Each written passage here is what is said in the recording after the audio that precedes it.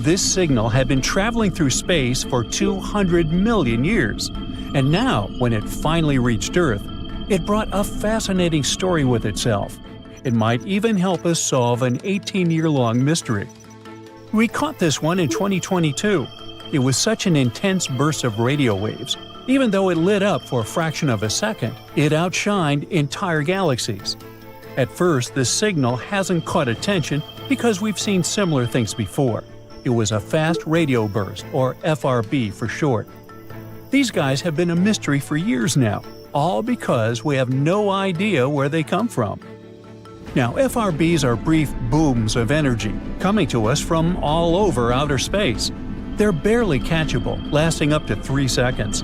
But they're also very hard to miss, because their power is absolutely unimaginable. One little burst can release as much energy as the sun does in an entire day. They've been a puzzle for us ever since 2007. We've caught over 1,000 of those signals from literally everywhere, from our own galaxy to places as far as 8 billion light-years away. And none of them revealed where they're coming from or what they mean. At least we know they're not from extraterrestrial creatures. They have to be coming from something that happens nearly constantly, and this recent signal might finally help us learn the truth. It lasted about 2 milliseconds, and it wasn't particularly bright. But when researchers took a closer look, they realized they can actually finally track this one. They got to it immediately.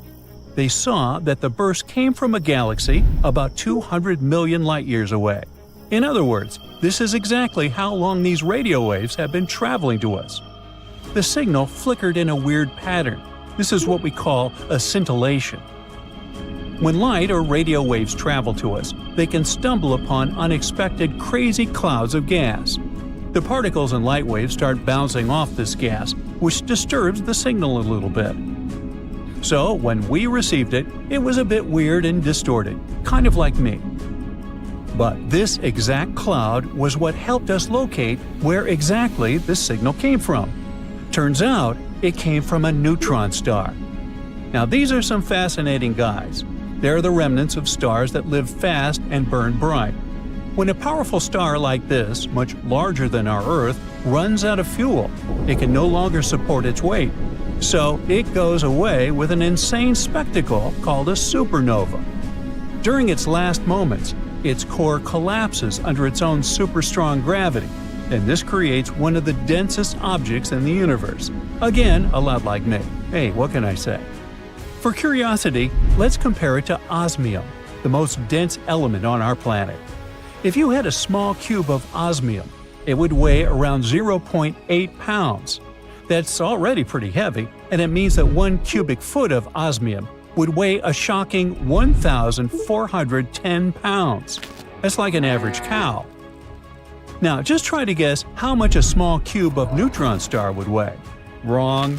It would be a horrifying 7 billion tons per one little cube. Don't even think about holding it in your hand. That thing would warp the fabric of reality around it. It's kind of like trying to imagine Mount Everest being squeezed into a tiny ball. Hard to even imagine. So, even though they're so heavy, these stars are surprisingly small, only about 6 miles in radius. That's like a city size, and it would still weigh more than our sun. But if that's not enough horror for you, the neutron star we're talking about wasn't your regular one. It was a magnetar. Now, magnetar is a rare type of neutron star. When a neutron star is born, there's only a 10% chance that it will become one of those guys. It can happen if, while the star is collapsing, its magnetic field grows wildly stronger. The spin is rapid, the insides are going wild, and boom, we've got a magnetic field 1 trillion times stronger than Earth's. More than that, these are among the most extreme magnetic fields in the entire universe. They can literally rip atoms apart. Which is exactly what they do.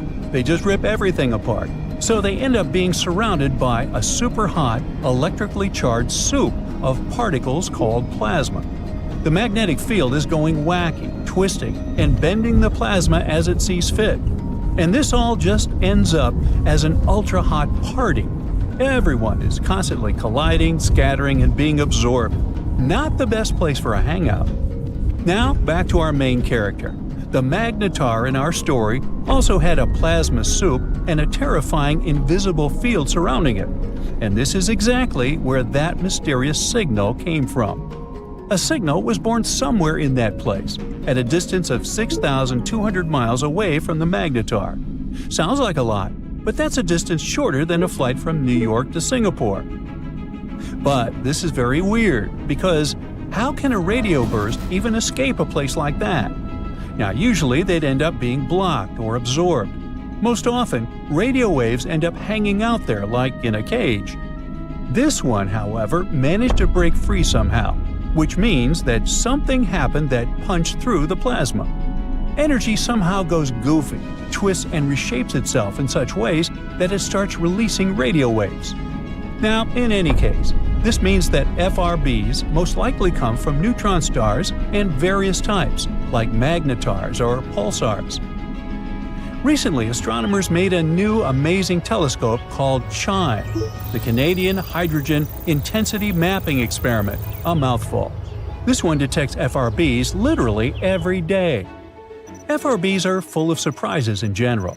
In the same year, we discovered an FRB with periodic peaks lasting over 3 seconds, much longer than typical bursts. This one could also come from a neutron star. But if it was just neutron stars, we wouldn't probably receive them all that often. It looks like these signals are very diverse and might actually be born from all sorts of places, like near black holes. So there are some other theories about their origin. For example, they could come from 2 stars smashing into each other. What could be more epic than that? A collision of 2 stars would release unimaginable energy, and they destroy each other completely. Uh-oh. Some astronomers think they could explain FRBs, but of course, that's not something that happens often at all. Also, FRBs sometimes repeat. Most of them flash once and disappear, but sometimes they almost flicker like the one we discussed. Some of them even follow very precise patterns.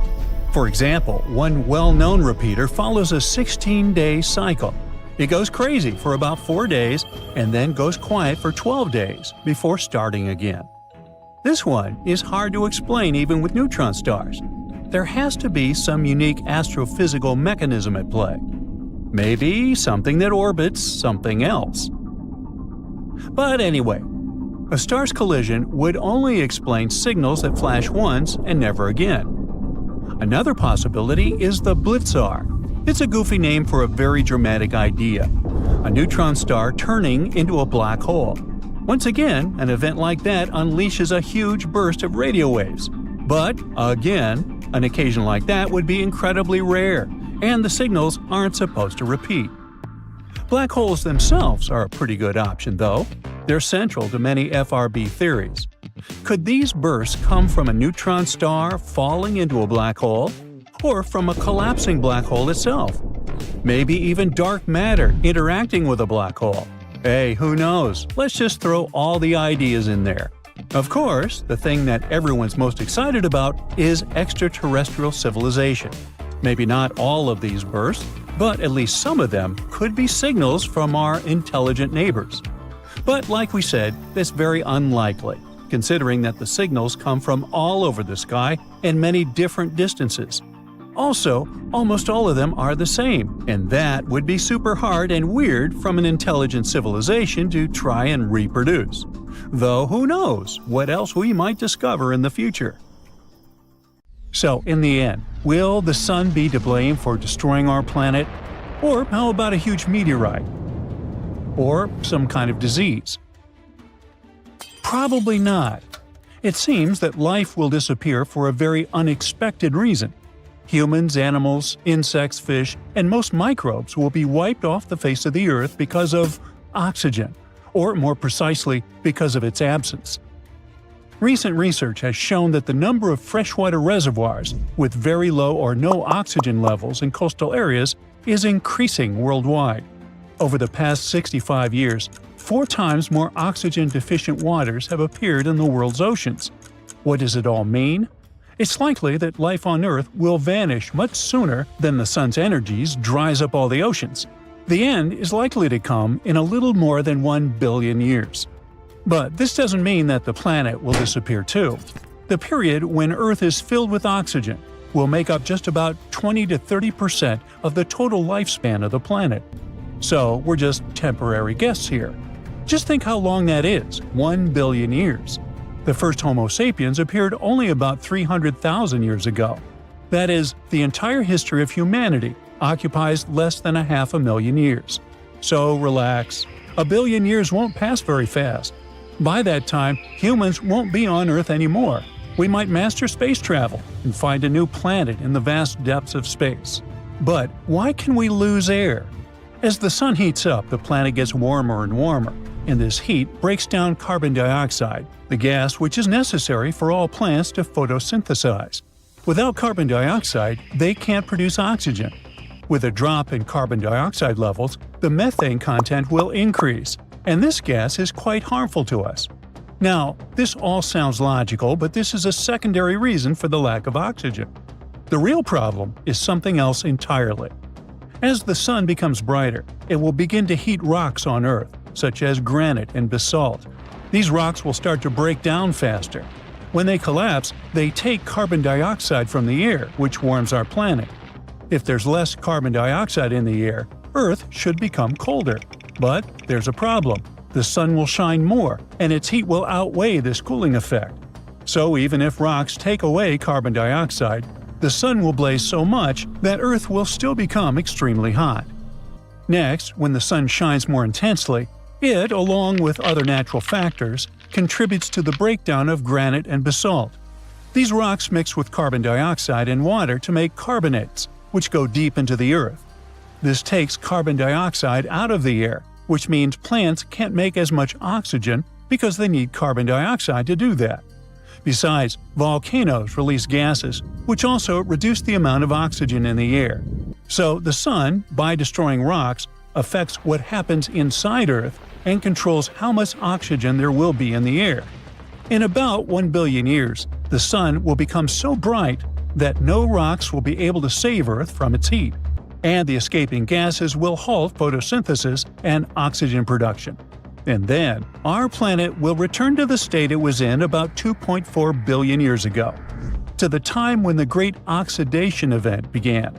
And this event was much more important than, say, the first Olympic Games or the appearance of humans on the planet. Billions of years ago, there was almost no oxygen on Earth.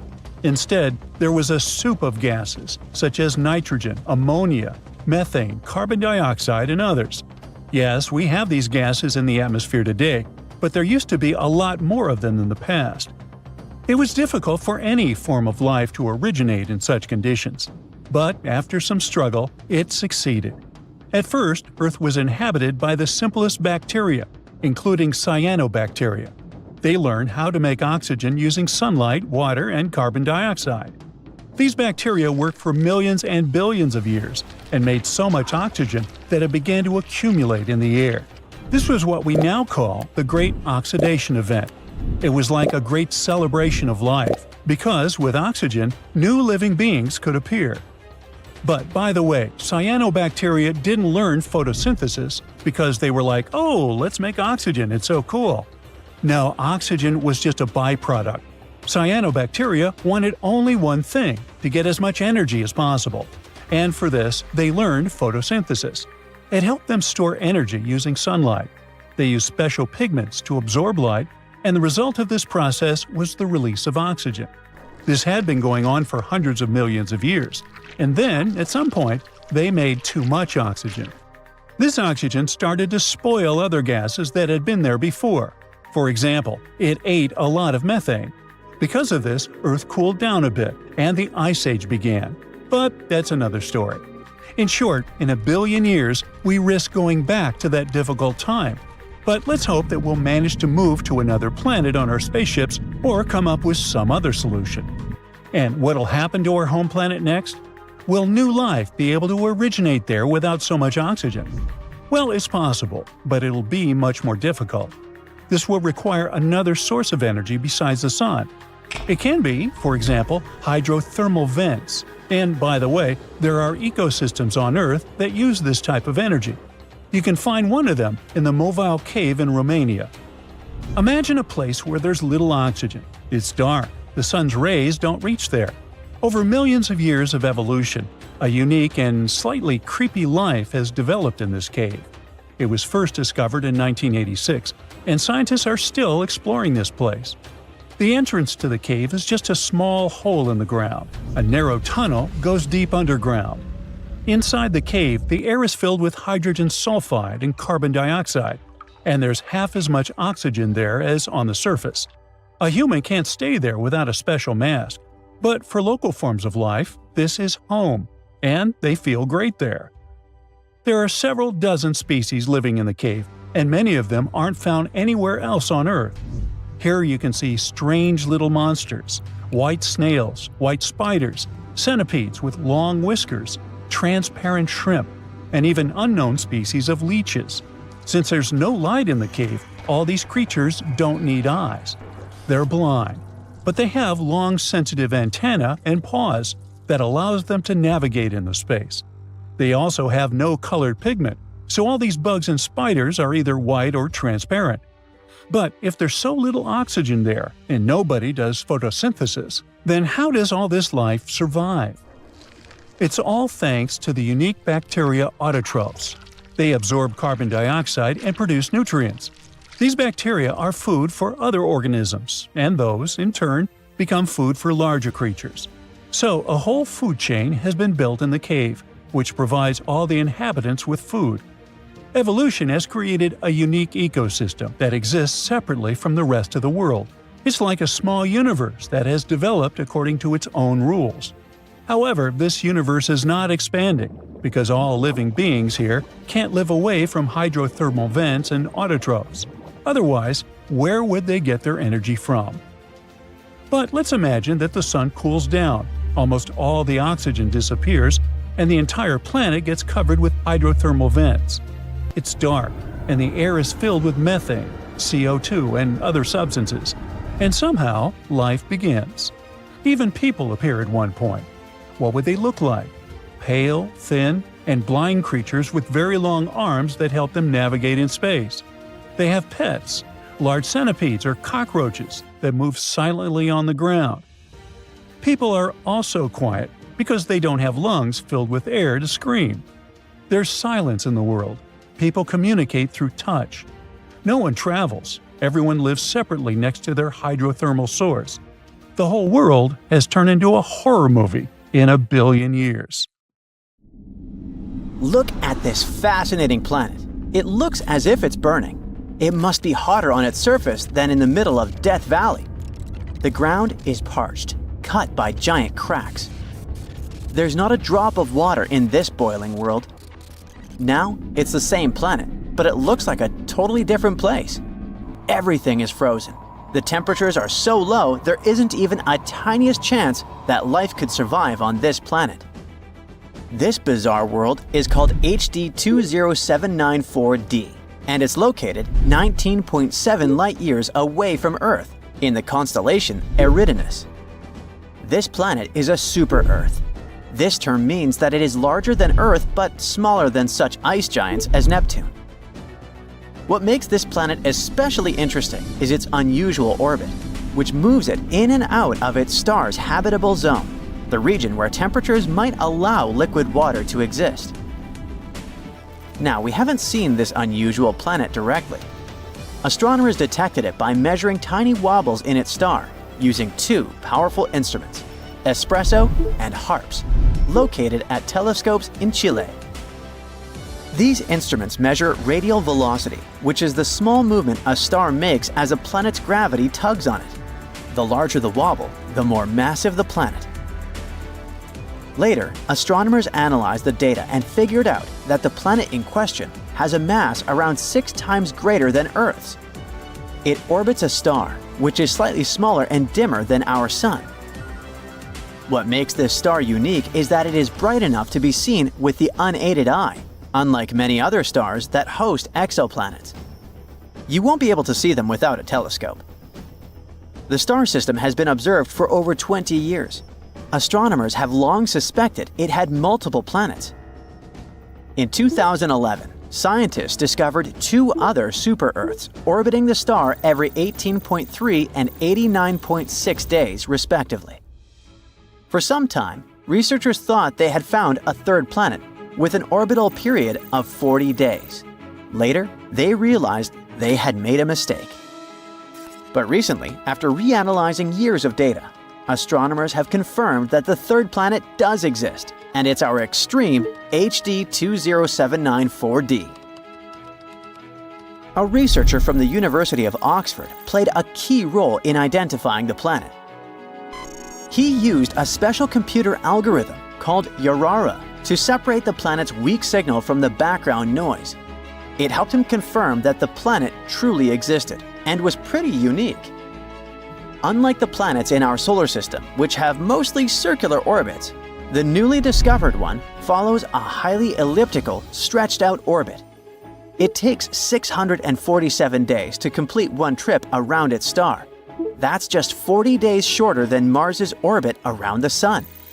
At its furthest point, the planet is twice the Earth-Sun distance, which makes it an icy world far outside the habitable zone. At its closest point, it moves inward to 0.75 AU, where it enters the habitable zone, where liquid water might exist. This extreme movement creates truly bizarre seasons. For some part of its orbit, HD 20794d is frozen, like an icy wasteland. As it approaches its star, temperatures rise and ice likely melts, forming temporary oceans. The planet then experiences a short, scorching summer. It is so hot that the water on its surface might evaporate into the atmosphere. Shortly after, the planet moves away again. It triggers a gloomy fall with rains, followed by a deep freeze in winter. In other words, the planet switches between extreme cold and intense heat, which makes it a very unpredictable place for life. If any life forms exist there, they certainly need to adapt to dramatic changes in temperature and environment. Why does the planet follow such a mind-boggling orbit? It might be a leftover effect from events billions of years ago, when the planetary system was still forming. At some point, another large planet may have disturbed the orbit of our extraordinary friend. Another possible explanation is that a giant planet once existed in the system, and its gravity pushed HD 20794d into an elongated path. Later, this giant planet may have been ejected from the system, leaving the smaller planet in its current orbit. This theory makes sense because the two other planets in the system, B and C, have more normal circular orbits. The discovery of this planet is so exciting because it challenges what we know about habitable planets. Most planets in the habitable zone stay there permanently, but HD 20794d only passes through it. Scientists want to know if such a planet could still support life, even briefly. So future telescopes will study the atmosphere of this planet, looking for signs of water, gases, or even life. Another super-Earth that might have the right conditions for life orbits a star 137 light-years away. In space terms, this is considered relatively close. A light-year is around 6 trillion miles. The planet is called TOI 715b, and it's about 1.5 times the size of Earth. Unlike HD 20794d, it's permanently located in the habitable zone. Look, that's what astronomers think the planet might look like. TOI 715b orbits its star very quickly, completing a full orbit in just 19 days.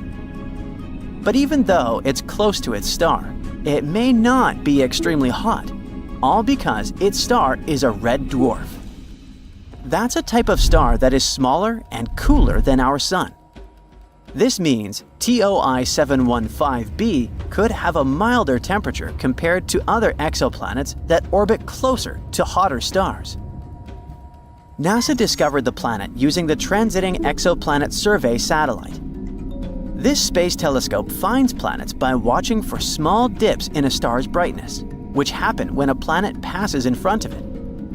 Since red dwarfs are smaller and dimmer than the Sun, planets passing in front of them are easier to detect. Astronomers are planning to study the planet further using the James Webb Space Telescope. This powerful telescope, located 1 million miles away from Earth, can analyze the atmospheres of distant planets. If TOI 715b has an atmosphere, JWST could help scientists determine what gases are present in it and whether such conditions could support liquid water or even life. One more promising world for our search for extraterrestrial life is an extremely dense super-Earth in the K2360 system. An international team of researchers from Japan and Europe has discovered this remarkable multi-planet system orbiting a Sun-like star located 750 light-years away. This system has 2 planets, including one of the densest rocky planets ever found. The K2360b is a rocky super-Earth, about 1.6 times the size of Earth, but with a mass 7.7 times greater. This makes it as dense as lead. The planet orbits its star incredibly fast, completing one full orbit in just 21 hours. It's the densest known ultra-short period planet with well-measured properties. As for its sibling, this is a much larger outer planet with at least 15 Earth masses. It takes 9.8 days to orbit its star.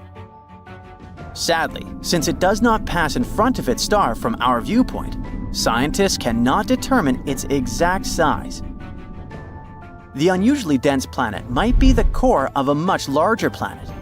Over time, intense radiation from its parent star may have blown away its outer layers, leaving behind only its dense, rocky core. So, in fact, this planet could show us what might happen to some planets that are too close to their stars. Astronomers think that the planet may have moved inward over time due to interactions with its larger companion planet. One possibility is high eccentricity migration, where a planet's orbit becomes highly stretched out due to gravitational interactions before gradually becoming more circular near the star. Another theory is that the planet's spin and axial tilt can cause its orbit to become more circular. Such planets are rare, and finding one with a massive outer companion can help scientists refine their theories about how planets form and evolve in extreme environments. With its help, we might also understand how rocky planets evolve and what happens to planets that get too close to their stars. Under your feet, the moon is pulsing. You feel danger with every pore of your body. The lifeless satellite, or so you thought, stays still for a second before knocking you down to the ground with a powerful tremor. Is it a moonquake? For years, scientists believed the moon was completely inactive, but the newest evidence seems to suggest that this idea is totally wrong. Researchers from the University of Maryland have recently discovered 266 mysterious ridges on the far side of the moon. And these ridges likely point to recent geological activity. So, are we really talking moonquakes? Well, kind of. The ridges are located in volcanic regions that formed 3.2 to 3.6 billion years ago, but they appear much younger than expected. Typically found in clusters of 10 to 40, they're often located in areas where the moon's surface is structurally weaker. Now, when astronomers speak about recent, don't take their words literally. They don't mean last year or even decade. Most models scientists created suggested that the moon's geological activity ended 2.5 to 3 billion years ago. But the new information hints at the possibility that these formations have been active within the last billion years.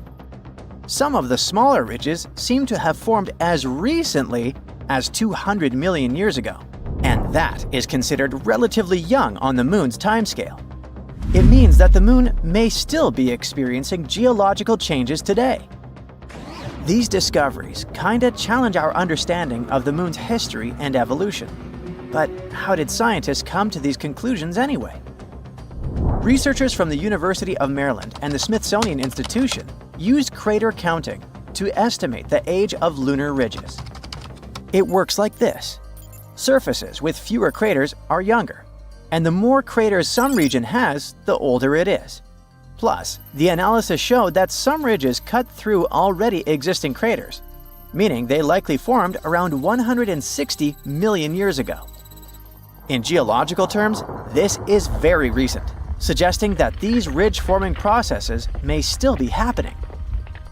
Another cool thing is that the ridges on both the near and far sides of the Moon are similar, which means they may have formed through the same geological processes, having been shaped by the same forces. These forces might include the Moon's gradual shrinking, thermal contraction, and shifts in its orbit. We'll talk about it a bit later. Another argument supporting the idea of a still active Moon is decades-old data from the Apollo missions. They had already detected shallow moonquakes with the Apollo Lunar Seismic Experiment, recording 28 quakes ranging from magnitude 1.5 to 5. Researchers believe that these ridges may be linked to similar seismic activity. Now, about that bizarre shrinking of our natural satellite. Scientists believe the Moon formed about 4.5 billion years ago when a Mars-sized object collided with early Earth. This catastrophic impact likely sent bunches of superheated material into space. Eventually, they came together and formed the Moon. In its early years, the Moon was just a molten world, shaking from intense volcanic and seismic activity. So, the Moon used to be a molten mess floating through space. But when did it actually solidify? Scientists have finally figured it out, 4.43 billion years ago. This was a huge turning point, not just for the Moon, but for Earth too. After all, the giant impact that formed the Moon might have also been the final blow that made Earth stable enough to support life. In any case, billions of years passed. The Moon gradually cooled and contracted. And now look at this modern-day rocky sphere illuminating our nights. But the Moon isn't completely rigid yet. It still keeps cooling. And this slow cooling of its core might be one possible reason for the Moon's continued activity. As it cools, the Moon's interior contracts, which leads to cracks and shifts in the crust. One of the clearest signs of this contraction is found in the lunar maria. See these large, dark patches on the Moon? Those are called maria, areas formed when lava filled ancient asteroid impact craters and then solidified. Then, over time, the cooling and contracting crust created these wrinkle ridges. Another factor of the ongoing geological activity could be the Moon's gravitational interactions with Earth. Such non-stop powerful interactions likely create surface stress and trigger tectonic movements.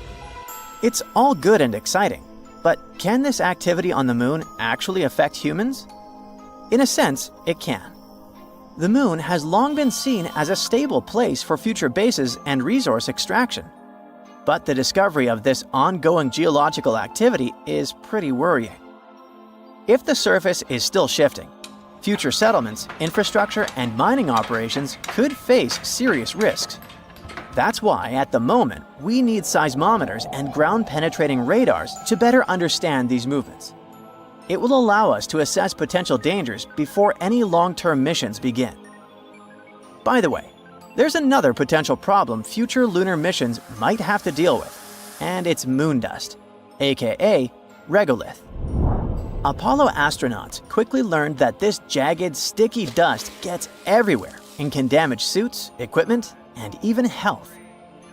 A new study from Texas A&M engineers found another problem. When rockets land or take off, they kick up regolith, which can become a collision hazard, especially with many spacecraft bringing crews and cargo to the Moon. Lunar regolith comes in all sizes, from tiny dust particles to large rocks. The main ingredient in moon dust is fine silicate materials, about 70 microns in size, like a human hair. They formed over billions of years as meteors and asteroids smashed into the Moon's surface, grinding much of it into powder. Unlike Earth, the Moon has almost no atmosphere. It's incredibly thin, so there's no wind or water to smooth out the dust. On top of that, constant exposure to solar wind has given the regolith an electrostatic charge. making it stick to anything it touches. Apollo astronauts quickly found this out the hard way. Moon dust clung to their suits, got trapped inside their landers, and stuck to everything. Worse, it became a health hazard, causing eye irritation and breathing problems inside their spacecraft. But at the moment, it seems like a problem for future us. A much more important issue is finding water to support future missions, and China is going to deal with it. It's getting ready for a big mission to look for hidden ice on the moon. As part of the Chang'e 7 mission in 2026, a flying robot will explore deep craters at the moon's south pole, where ice might be trapped. If they manage to confirm it, this could be a game changer for future lunar missions. Astronauts will have a water source and even fuel for space travel. The mission is a key step in China's plan to land astronauts on the moon within 5 years. While signs of water have been found before, like in soil samples from Chang'e 5's probe and observations by NASA and Indian spacecraft, scientists believe that deep ice deposits are the real key to supporting future missions. The south pole of the moon has some incredibly deep craters, and experts think ice could be hiding inside them. The flying robot will try to explore one or more of these craters after landing. If it does find the ice, it could make long-term moon missions much cheaper and more practical, helping astronauts live and work on the moon. Some scientists also think that this discovery could offer us some clues about extraterrestrial life. In any case, whether we find water on the moon and learn to deal with that pesky dust or not, the recent discovery of those young lunar ridges is a game changer. If the moon is still geologically active, it means we don't know as much about our closest neighbor as we thought. What else could the moon be hiding? Are we really prepared for the idea that this lifeless satellite might actually be more dynamic than we imagined? Future missions, which might not be as safe as we once believed, will probably show.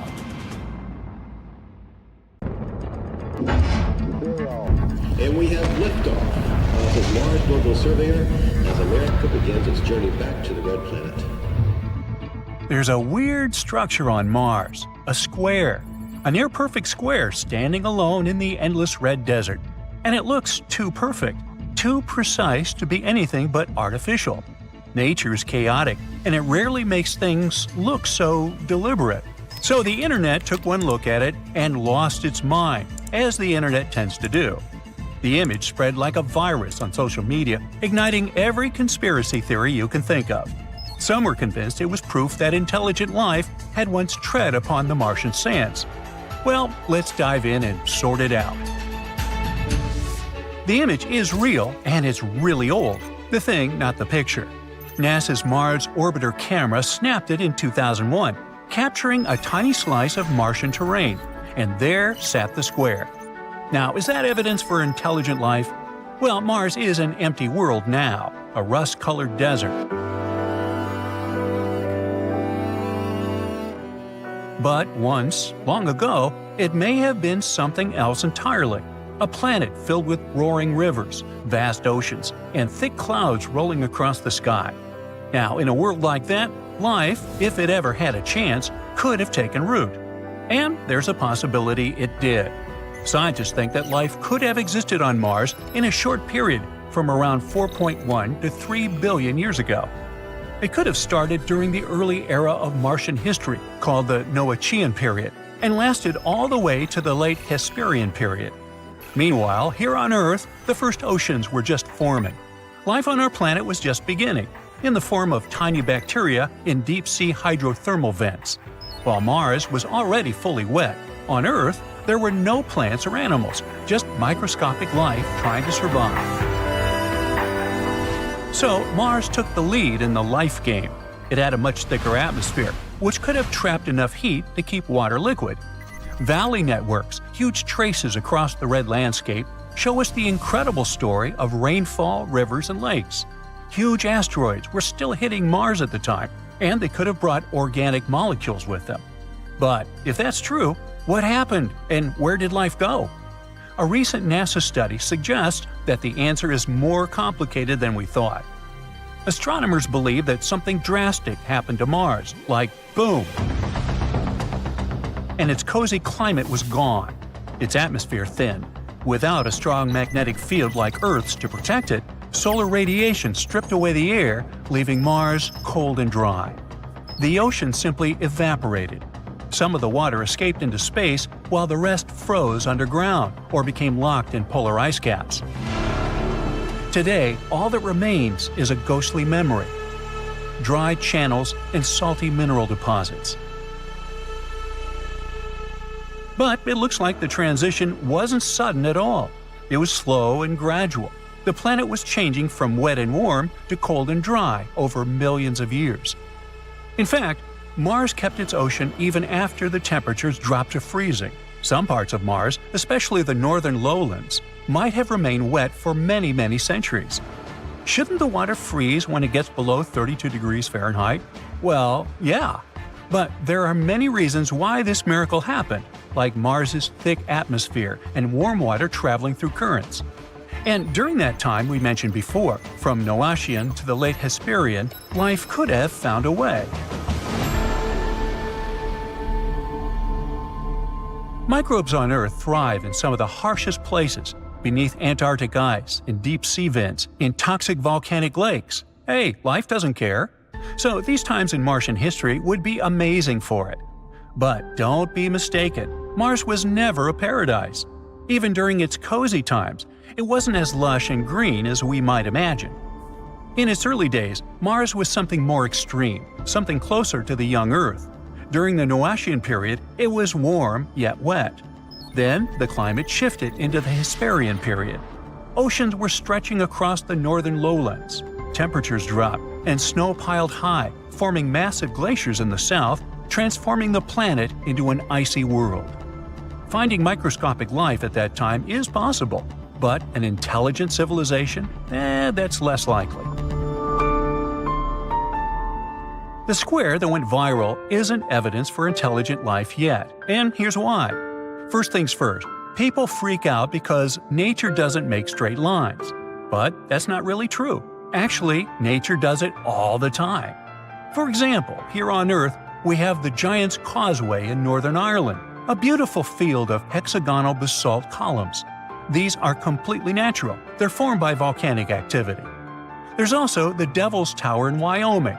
Hey, remember it from the Close Encounters movie in the 80s? That's a symmetrical rock formation, and it was created by erosion. However, if we looked at these things from space, they'd look artificial. So, what is the square? How about a fracture pattern in the rock or some terrain that's broken apart along straight lines due to stress? This happens on Earth all the time when rock expands and contracts over time. And on Mars, the surface is just constantly battered by meteors, winds, and extreme temperature shifts. No wonder rock would get stressed. What happens here is another case of pareidolia. It's our brain's favorite thing, to spot patterns in something random. Hey, we evolved like this. So sometimes we might look at natural objects and see insane stuff. Faces on trees, animals in clouds, shapes, and so on. Besides, NASA has been photographing Mars for decades. We have high-resolution images of craters, mountains, valleys, riverbeds, everything. Wouldn't an ancient civilization leave us, well, something better than some square-like rock? Even though things erode over time, we'd find more signs, roads, foundations, artifacts, ruins, or at least something. Though, to be fair, we do see something. The square wouldn't be the first time Mars has played tricks on us. Over the years, we've spotted everything, from tunnels to carved faces, even Bigfoot. Or this doorway, for example, a perfectly cut rectangular opening. That's what people saw when NASA's Curiosity rover sent back an image of the East Cliffs on Mount Sharp.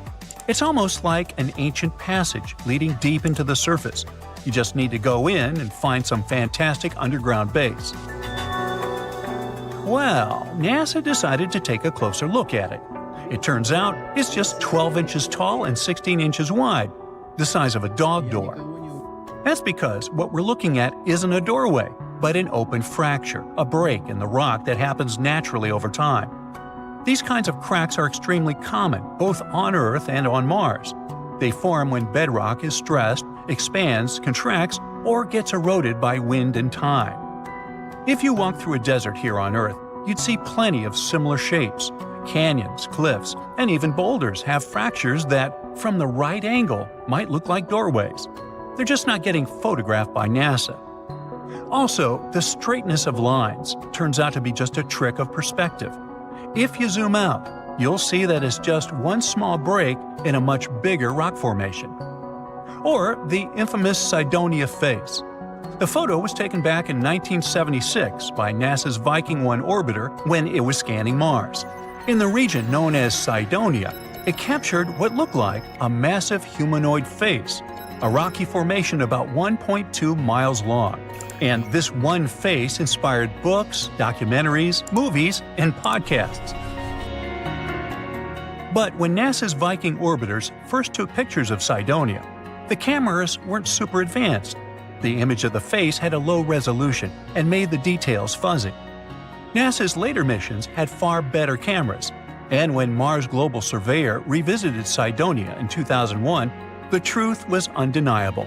The face was just a hill, a lumpy rock formation with ridges and depressions carved by wind and erosion. And in 2006, during another mission, a colored image with insanely high detail was made. No traces of face left there whatsoever. That's another pareidolia trick for you. Now, Mars has plenty of secrets left to uncover, but they will be related to its fascinating history, not some secret ancient civilization. The conclusion is, don't trust everything you see online. Sometimes a mysterious rock is just a rock. The James Webb Space Telescope, an astounding piece of equipment built to outperform the Hubble Space Telescope, has made a terrifying and amazing discovery that might completely change our perception of the universe. It has successfully detected a faint glow coming from a staggering 7 trillion miles away. Can this glow be shining city lights coming from some mysterious extraterrestrial world galaxies away from us? Well, let's start from the beginning. A few years ago, NASA's Infrared Spitzer Space Telescope helped us spot a family of 7 rocky exoplanets orbiting the same star. This star is known as TRAPPIST-1, and recently, our new infrared powerhouse, the James Webb Telescope, has measured the temperature of one of those distant worlds. It was a planet called TRAPPIST-1b. Unfortunately, it turned out that this Earth-like planet was totally uninhabitable. Astronomers took James Webb's mid-infrared camera, called MIRI, and looked at the planet's thermal emissions. We can picture the whole process as scientists using heat-sensing Terminator vision. The results were quite disappointing. TRAPPIST-1b turned out to be scorching. Its average temperature was around 450 degrees F. That's as hot as in an oven. Plus, the planet most likely doesn't have any atmosphere. At the same time, this discovery was another record-breaking first for the telescope, which had already produced some newsworthy results by that time. It was the first time researchers detected any form of light emitted by a small and relatively cool exoplanet similar to the rocky planets in our own solar system. No previous telescope had enough sensitivity to measure such dim, mid-infrared light. When 7 TRAPPIST-1 exoplanets were first discovered, the astronomical community was ecstatic. That's because all those faraway worlds were about the size of our home planet and located in their star's habitable zone. It's the region that is just the right distance away from a star for liquid water to exist on a planet's surface. Thus, the planetary system became the best place to look for rocky planets with an atmosphere. But don't get too excited yet. These planets aren't likely to become new worlds for humans to explore, mostly because the TRAPPIST-1 planets are totally out of our reach at the moment. They're just too far away, at a whopping 235 trillion miles away. Their star is also much smaller and redder than our Sun. It's classified as an M-dwarf star. In our home Milky Way galaxy, there are twice as many of such stars as there are stars like the Sun, and they're also twice as likely to have rocky planets orbiting them. It's probably not surprising that astronomers are very interested in such stars. They're the main targets for seeking potentially habitable planets, and it's also way easier and more convenient to observe rocky planets around such smaller stars. But there's a catch. M-dwarfs are more active than our Sun. They frequently flare and spew high-energy rays which are likely to be extremely damaging to planets' atmospheres and any forms of extraterrestrial life. When researchers examined TRAPPIST-1b before, their observations weren't sensitive enough to determine whether this world had an atmosphere, or if it was just a barren rock. But now, we know. The planet is tidally locked to its star, which means that one of its sides always faces the star, while the other is stuck in perpetual darkness. The latest simulations suggest that if this planet had an atmosphere, its temperatures would be much lower since the air would redistribute the heat around both sides of the planet. Unfortunately, the James Webb Telescope recorded much hotter temperatures than needed for such a favorable scenario. It indicates the absence of an atmosphere and knocks the planet off our list of possibly habitable worlds. But the main excitement here isn't actually the features of TRAPPIST-1b. The main takeaway is that James Webb is capable of making such kinds of measurements. It'll help us explore the atmospheres and temperatures of many other distant worlds.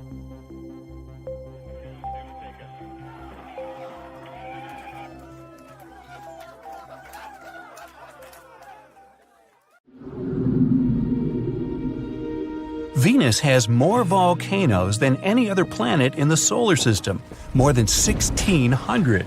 And a day on Venus, measured by how long it takes to rotate once on its axis, takes longer than the time it takes to complete a full orbit of the Sun.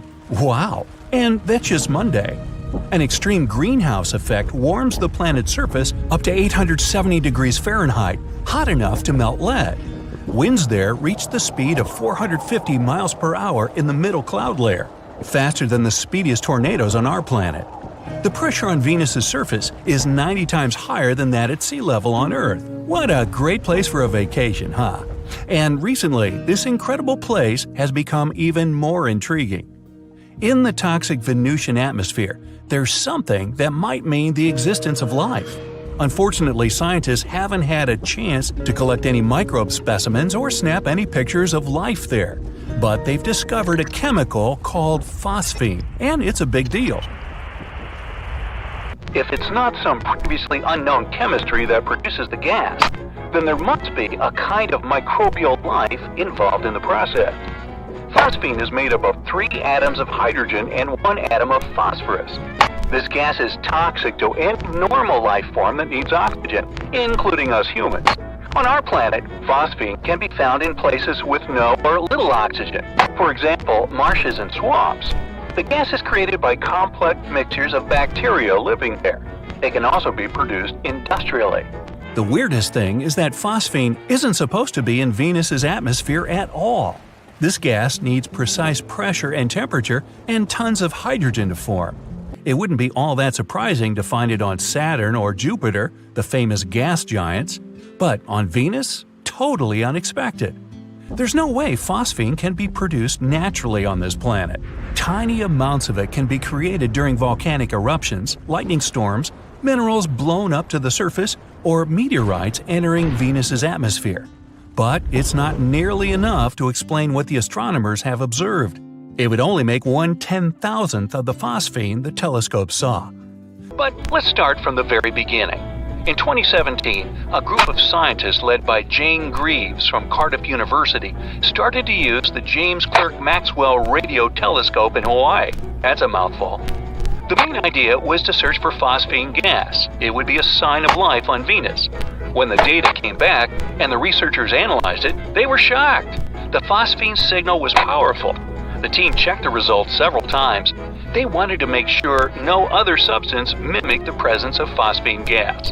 So now, does it mean there's life on Venus? Well, not necessarily. If this gas is created by some mysterious organisms, it's a big question how they survive on Venus. On our planet, some microbes can thrive in the environments with the acidity of 5%, but no more. On Venus, though, clouds are almost entirely made of acid. And even though they have a rather pleasant temperature of 86 degrees Fahrenheit, these clouds contain more than 90% of sulfuric acid. DNA, amino acids, proteins, life components on Earth would be dissolved there in the blink of an eye. The surface of the planet is too hot for any kind of complex molecules to make up life. The Venusian atmosphere is almost 50 times as dry as the driest place on our home planet. There's a theory that microbes might hide in scarce water droplets floating in the atmosphere, but it hasn't been proved yet. Right now, the research team's waiting for more telescope time. They're going to look for other gases associated with life. But even if they find more evidence, life forms on Venus will be made up of building blocks absolutely different than those on Earth. Or they might be protected by a sulfuric acid-resistant shell. It can be made of such substances as sulfur, wax, graphite, or something else we can't imagine. Of course, some experts question the idea of life on Venus. They think the gas might be produced during some geologic or atmospheric processes happening on the planet. But the supporters of both theories agree on one thing: the discovery is extraordinary. Interestingly, astronomers have always tried to find signs of life on giant planets' icy moons, or even closer, on Mars. But they've never seriously considered Venus. If additional telescope observations and future space missions confirm that phosphine is produced by living organisms, we can be in for a bunch of exciting surprises. Then people would know of a planet with an alien biosphere, well, alien to us, and this planet would be just next door to Earth. Now, speaking of visiting Venus, though, would it be possible for people to land on this planet? After all, robots are already tooling around the red planet surface. On the pro side, Venus is closer to Earth than Mars, but it also has much harsher conditions. The planet is hotter than Mercury, even though Venus is almost double the distance from the Sun. The temperatures are higher than the melting point of many metals, and some of them, like lead or bismuth, can fall as snow on the highest mountain peaks. If you set foot on the planet, you'll find nothing but barren rock. Giant basaltic plains are littered with volcanoes and mountains. In some places, the surface melts because of the heat underneath. After it releases some of it, the rock solidifies again. If people ever go to this planet, they will most likely build floating cities in the clouds of Venus's atmosphere. At about 31 miles above the surface, the conditions, like the pressure and gravity, are similar to those on Earth. The temperature is rather manageable too, at around 167 degrees Fahrenheit. Think Death Valley, California on a really hot day. The atmospheric pressure is half of what we have at sea level on our planet. If you went outside, you'd be fine without a pressure suit. The pressure you'd feel would be the same as at the top of Mount Kilimanjaro. Plus, this colony would be protected from the sun's radiation better than one on Mars. If the atmosphere was the mission's final destination, landing a spacecraft, or rather making it hover in the air, would look very different. The idea is to use an airship in the upper atmosphere for long periods of time. The airship, wrapped in an aeroshell, would enter the planet's atmosphere at a speed of 24,000 feet per second. In the next 7 minutes, its speed would drop to around 1,500 feet per second. After that, a huge parachute would open. It would slow the spacecraft down even more, and then things would get a bit hectic. The aeroshell, not needed anymore, would drop away. The airship would then inflate itself, all the while hurtling through the atmosphere toward the planet's surface. Its speed would be at least 330 feet per second. It would get larger and larger, and its drag and lift would increase. Soon, the parachute wouldn't be needed anymore. The crew would get rid of it, and the airship would fill with air completely. If everything went as planned, it would stop 30 miles above Venus's surface. After that, the airship would travel around the planet. It would be moved by the wind, which can reach a speed of 220 miles per hour at the top of the cloud layer. If you decided to move closer to the surface, though, you'd have to be extremely careful. The wind in the middle layer can get twice faster. The airship could be filled with a breathable mixture of hydrogen and oxygen gases. Such a combination would be less dense than the Venusian atmosphere. It would provide the needed buoyancy, to stay up there. Venus is famous for its super dense clouds. These clouds make the planet shine bright enough to be seen from Earth. Venus reflects more than 75% of the light that comes from the Sun. This reflective cloud layer exists thanks to a haze of sulfuric acid droplets in the atmosphere, and they gather exactly at the height where the airship would float. Luckily, people already have a method to overcome the problem of acidity.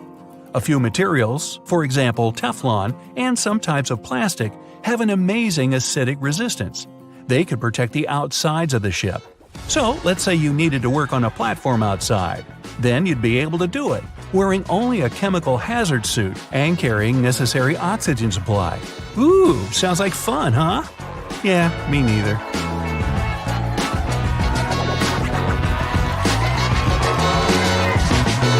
It would take between 1,000 and 81,000 years for a spacecraft to reach Alpha Centauri if we used conventional propulsion. Plus, astronauts would have to deal with the countless risks of the mostly unexplored interstellar medium. But there might be a way out of this seemingly hopeless situation. Gram-scale spacecraft that rely on lasers when it comes to traveling through space.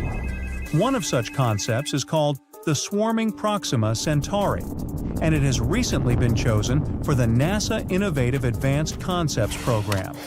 You see, traveling through interstellar space is a question of speed, energy, and distance.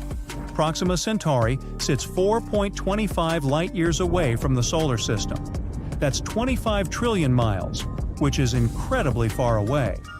For comparison, the farthest distance ever traveled by a spacecraft is 15 billion miles from Earth. Voyager 1 has been moving in outer space for more than 46 years, reaching a maximum speed of over 38 miles per hour. Traveling at the speeds that we can allow at the moment will make interstellar transit exceptionally long and totally impractical. And don't forget about the energy requirements such a journey would demand. Anything other than a tiny spacecraft weighing a few grams doesn't look feasible. But the solution might have been found. Bouncing photons off of a laser sail could solve the speed problem.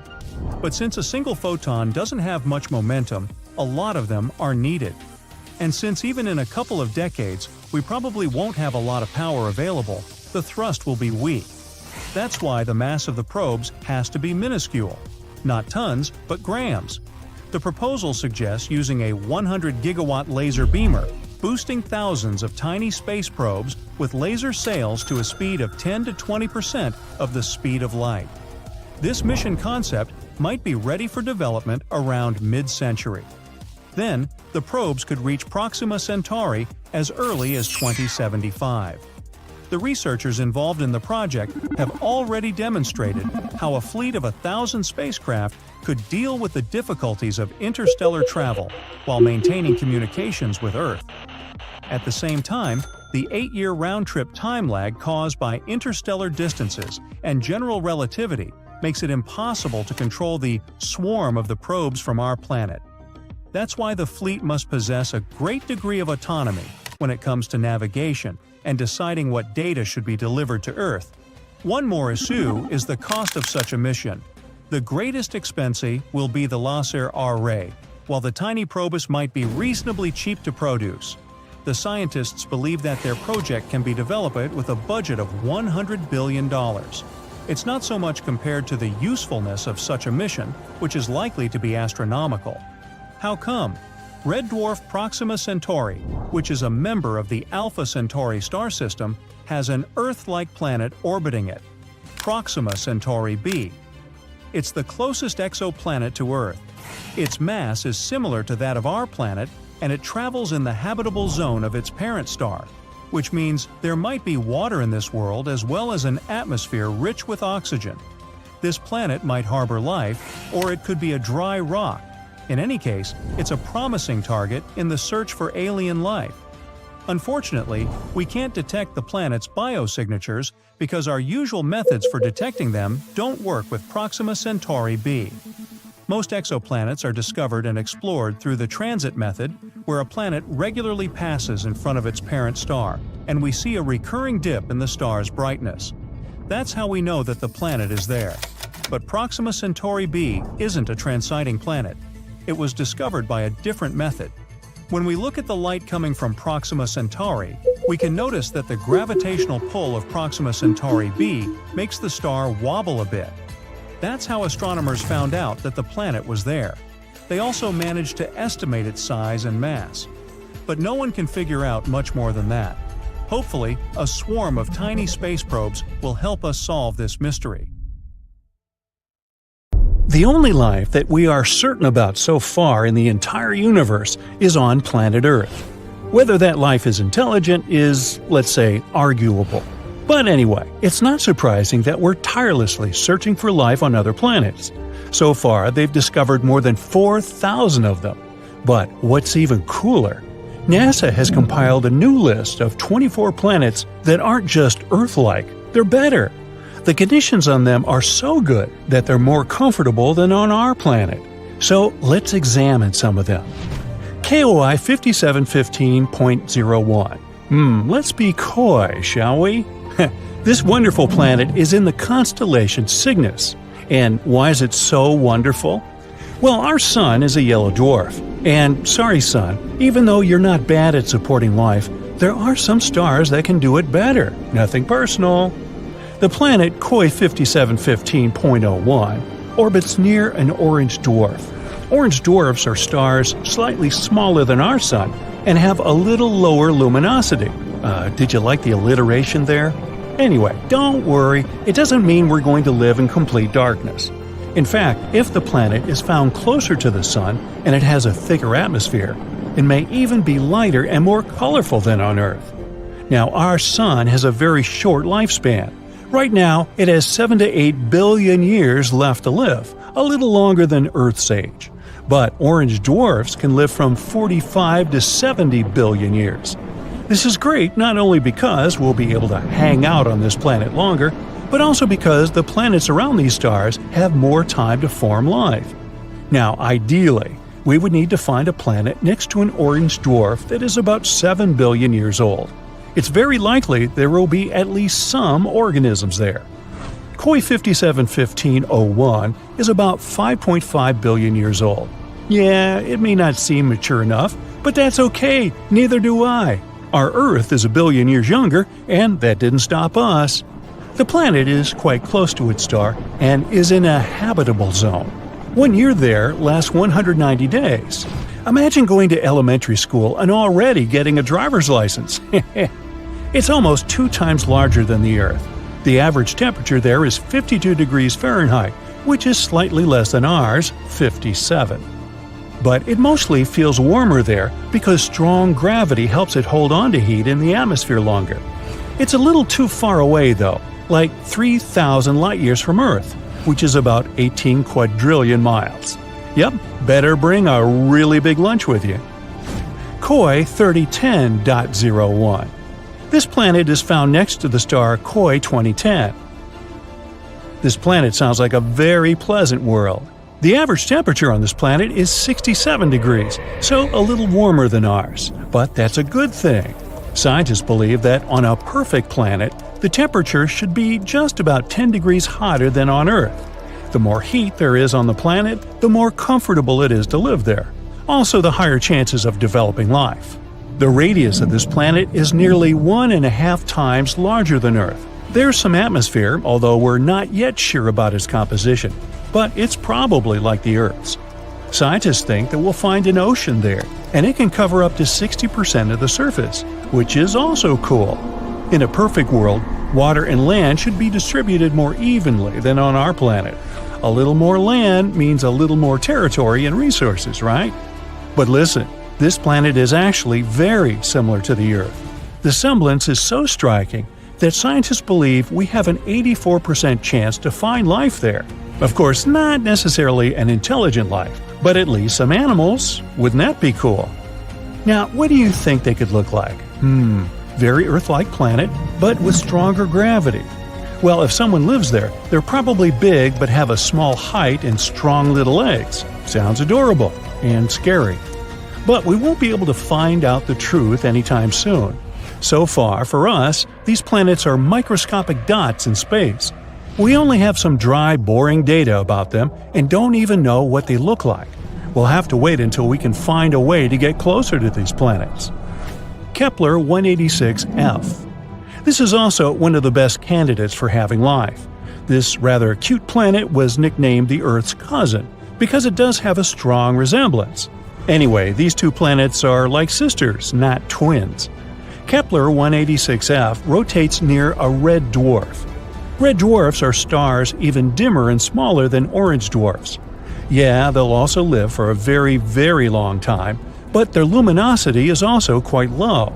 However, Kepler 186f is closer to its star than we're to our Sun, so it shouldn't be too dark there. Well, at least not night-like dark. The sky on this planet is sure to be an unusual shade of red, like sunsets on Earth. What do you think? Would you like to live on a planet with an eternal sunset? The size of this planet is about the same as Earth. Not bad, not perfect. Why so? Because the coolest planets are those that are bigger than Earth and have stronger gravity. Now you'll probably say, but wouldn't it be harder to walk there and even harder to get out of bed on Monday? Of course. But on the other hand, this planet will pull the atmosphere better. The atmosphere will be thicker and denser. This means more protection from the scary space stuff, more oxygen, and more heat. Not to mention the fact that the bigger planets have more space to settle. Awesome, right? But of course, the Earth's size is also an excellent choice. Another cool fact is that the tilt of Kepler 186f is about the same as ours. It means that there should be stable seasons and a normal day-night cycle. Do you know how important the tilt of the planet is? Let's look at Mars.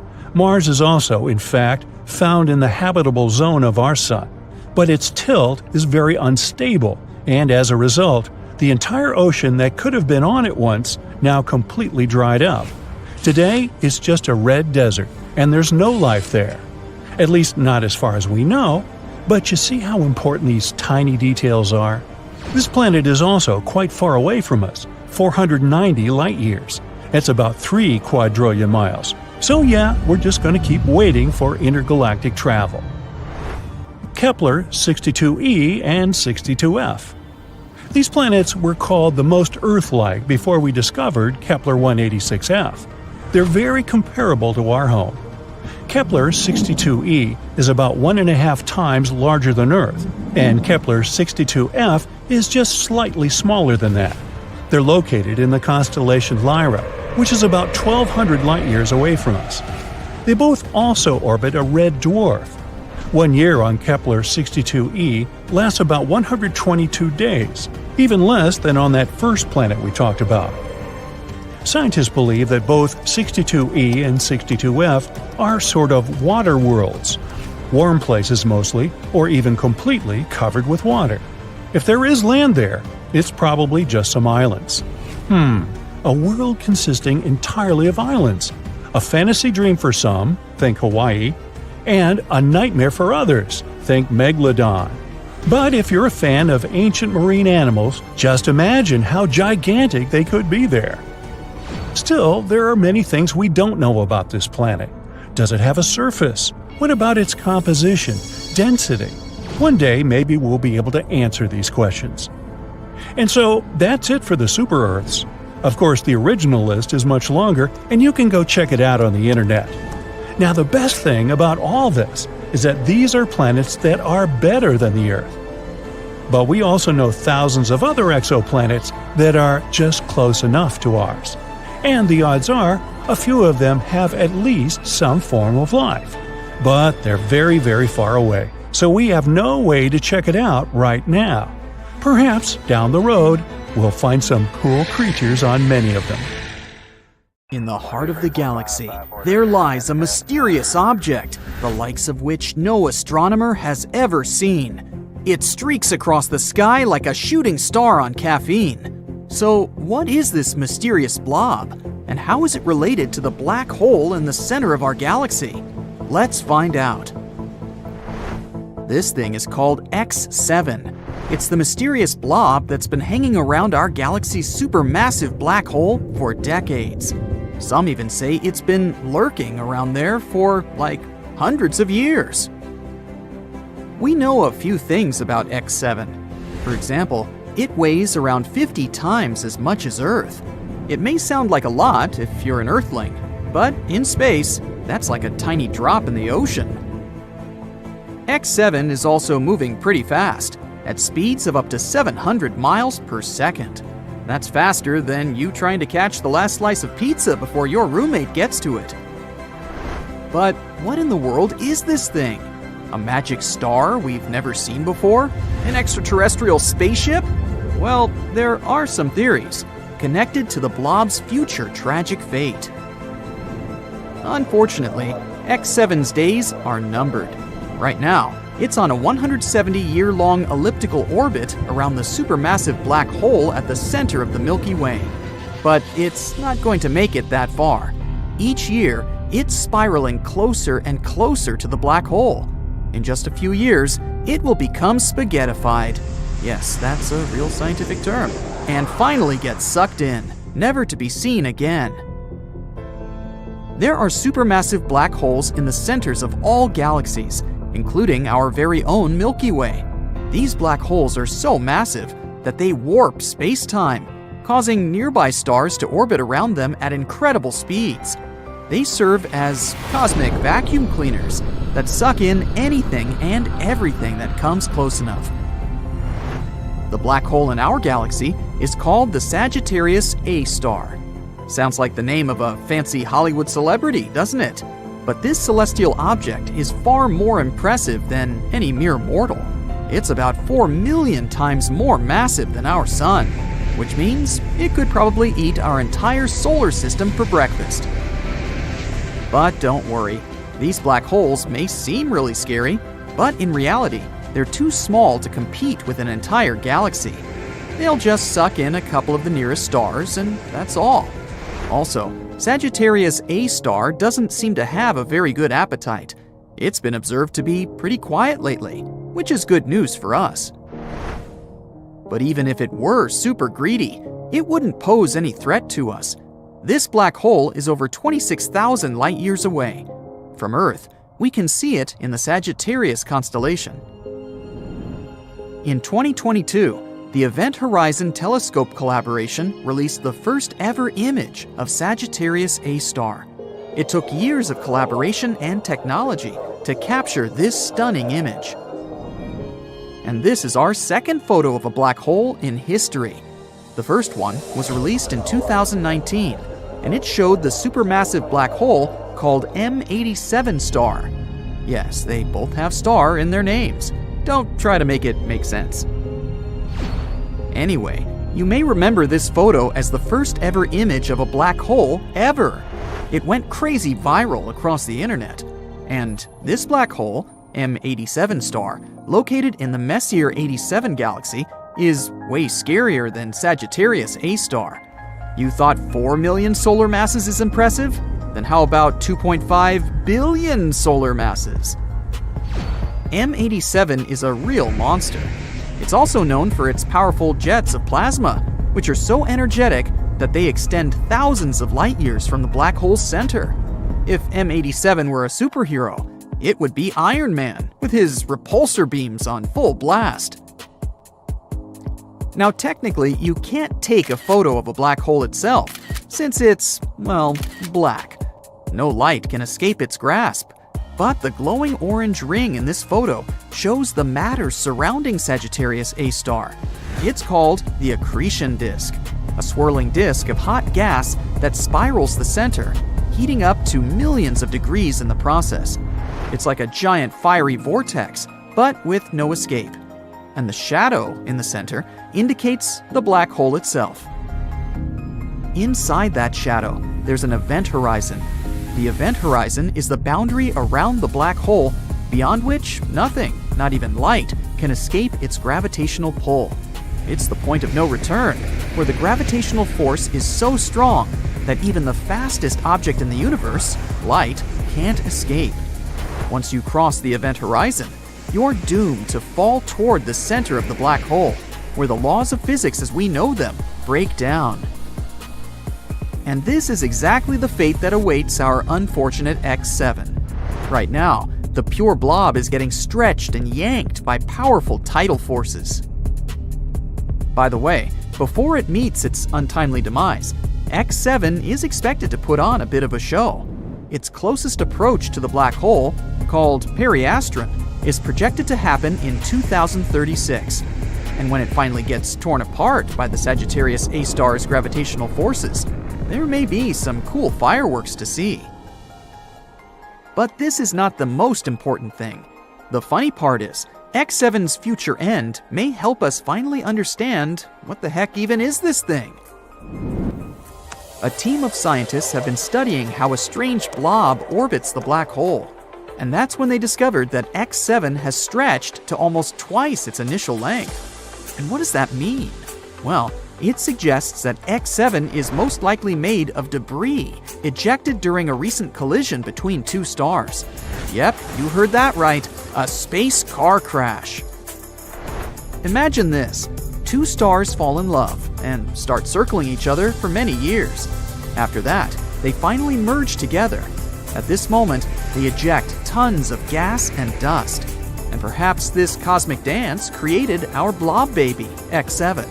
It's basically like the crumbs left on the table after a giant space feast. Something like this is actually pretty common, especially around black holes.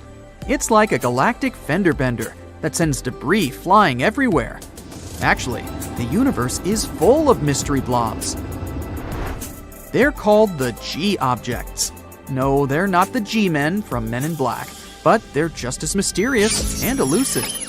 These guys have been puzzling astronomers for more than 20 years. They look like gas clouds, but behave like stars. It's like they can't decide whether they want to be a cloud or a star. Come on, guys, make up your mind. G objects stretch out at the closest point to the central black hole, but emerge intact, like a rubber band that stretches but doesn't break. Scientists think that they're the stars that have merged together into one. And while doing that, they also produce a huge cloud of gas that hides the result from view. Kinda like when you're wearing a bulky sweater, so that no one knows that you've put on a few extra pounds. And then a study published in 2021 found that one of these objects, G2, was actually a molecular cloud concealing 3 baby stars. Talk about a plot twist. But X7 is the black sheep of the strange blob family. It's significantly different from the G objects, like the weird cousin you see once a year at family gatherings. Its evolution has been more dramatic. Also, it's not being held together by a mass lurking in its center. So what is it being held together by? Pixie dust? Magic? We need answers!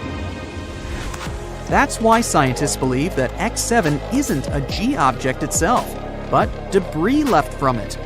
Or maybe not. We have no idea. The possibilities are endless, and that's what makes astronomy so exciting. So let's keep our eyes on the skies and see what other strange objects are out there. Who knows? Maybe we'll discover another mystery blob, and this time it's going to be a spaceship. Now that would be awesome. Chances are, we're going to find life beyond Earth by 2035, and there's no need to travel to a galaxy far, far away. Our Milky Way galaxy is full of totally suitable environments. Don't get too hyped up though. We're talking about microbes or chemical markers, not Hollywood-like green humanoids. Even so, when we finally find traces of life, it will change how we see our place in the universe. NASA's Kepler Space Telescope discovered something incredible. Almost every star has planets, and many of these planets might be habitable. Rocky planets like Earth and Mars are even more common in our galaxy than gas giants like Saturn and Jupiter. Also, we already know that our galaxy is very rich in water. There's water in interstellar clouds where stars and planets form, in the debris disks around other stars, in comets, just everywhere. What's really hard though is finding life itself. Ideally, to finally find it, we need to land on every single planet out there and literally check under each rock. But thanks to the newest research, we can at least narrow down the search to potentially habitable worlds. The James Webb Space Telescope, a super powerful telescope that was launched into space in 2021, is onto this. It checks the atmospheres of nearby super-Earths, rocky planets that are a bit bigger than Earth. It searches for life-related gases, chemicals that can only be produced by living things. And they already found some clues. For example, they detected signs of such a chemical on a planet called K2-18b. This planet is 120 light-years away, which is pretty close on a space scale. This planet is in the Goldilocks zone, which means a zone around the star where the temperatures are just right for liquid water to exist. It orbits a red dwarf star, the smallest type of star there is. Such stars are a bit fainter than our Sun. It will take about a year to check if these hints of life are real. If so, it would mean that life is much more common than we previously thought. But even if it's not, there are 10 more Goldilocks planets on their list to study. The James Webb Space Telescope is a very cool tool, but it has limits. It can't detect small Earth-like planets due to their size. To fix this, NASA plans to launch another tool, the Wide Field Infrared Survey Telescope. This one will be even better at spotting such planets and life-related chemicals. And also, we have the SETI project. SETI stands for Search for Extraterrestrial Intelligence. This project has been on a hunt for extraterrestrial creatures since the 1980s. They also believe that we'll find signs of life within the next 10 years. Not so long ago, they started a super big and cool project. It's called COSMIC, and it uses an array of radio telescopes in New Mexico. You might have seen those in the movie Contact. COSMIC allows scientists to listen to hundreds of thousands and potentially millions of star systems at the same time. If there are any interesting signals, scientists can check them right away, instead of waiting for weeks or even months. The signals themselves are often very sudden and short, but COSMIC can detect even the shortest ones that last nanoseconds. COSMIC can also help with other research, like studying mysterious and unexplained fast radio bursts, or even dark matter.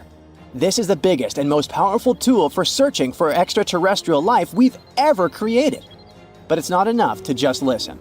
Why don't we reach out ourselves? NASA has sent some signals into deep space. In 2002, their Deep Space Network sent a signal to the Pioneer 10 satellite. But there was an obstacle in the path. A white dwarf star, 27 light-years away from Earth. If there's a planet around this star, perhaps the signal reached them too. If there are any intelligent species there, we could receive a reply by 2029. The DSN keeps sending powerful transmissions into space. These signals will bump into 222 stars within the next 3 centuries. Maybe someday we'll receive a reply from somewhere far away. But why haven't we received a response yet? There are about 200 billion galaxies in the universe, each with around 100 billion stars. If just 1% of those stars had one planet, that's still 200 quintillion possible planets. And we can narrow it down even further. If the chance of them having life is 1 in a trillion, that would still leave us a few 100,000 planets. So, where is everyone? This is a famous question known as the Fermi paradox. The first possibility isn't that terrifying. It's possible that the universe is full of life, but this life isn't intelligent in our traditional sense. Some planets might have microbes, birds, or space dinosaurs. This is called the Great Filter Theory.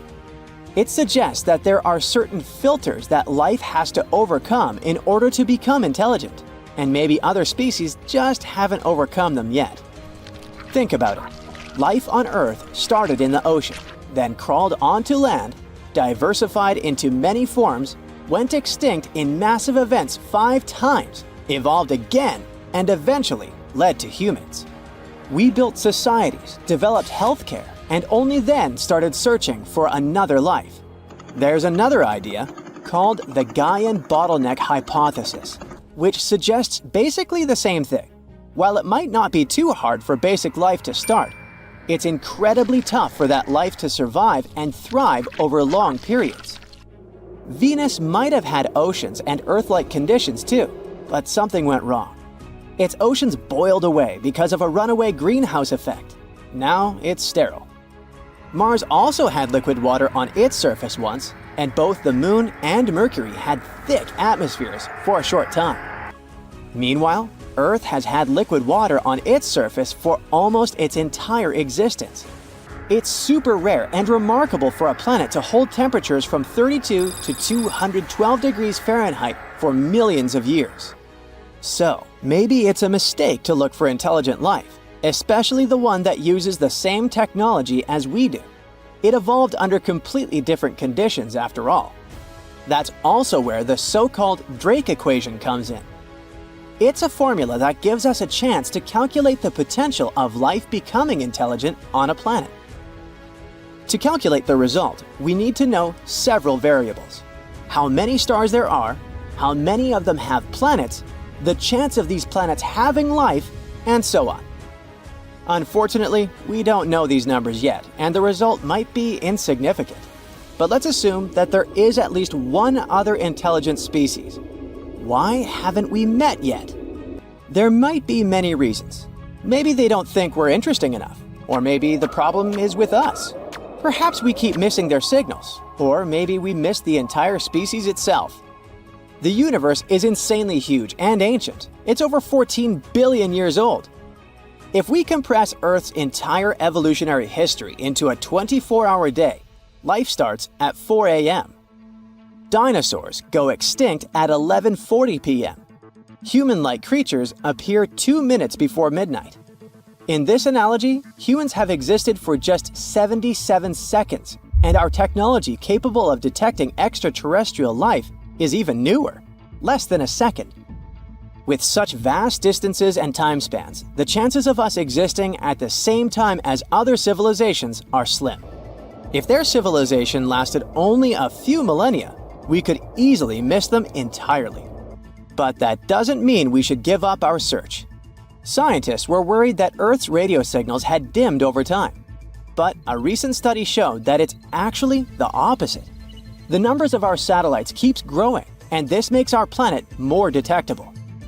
By the end of the decade, we could have 100,000 satellites, making Earth incredibly bright in the radio spectrum. If there is an advanced civilization out there, they will easily spot us even from very far distances. Astronomers are super optimistic about it. There's a high chance they'll find extraterrestrial creatures while you and I are still around. Hop on! I've prepared a tour around Earth's fellow planets. Let's start with Mercury, the smallest planet in the solar system.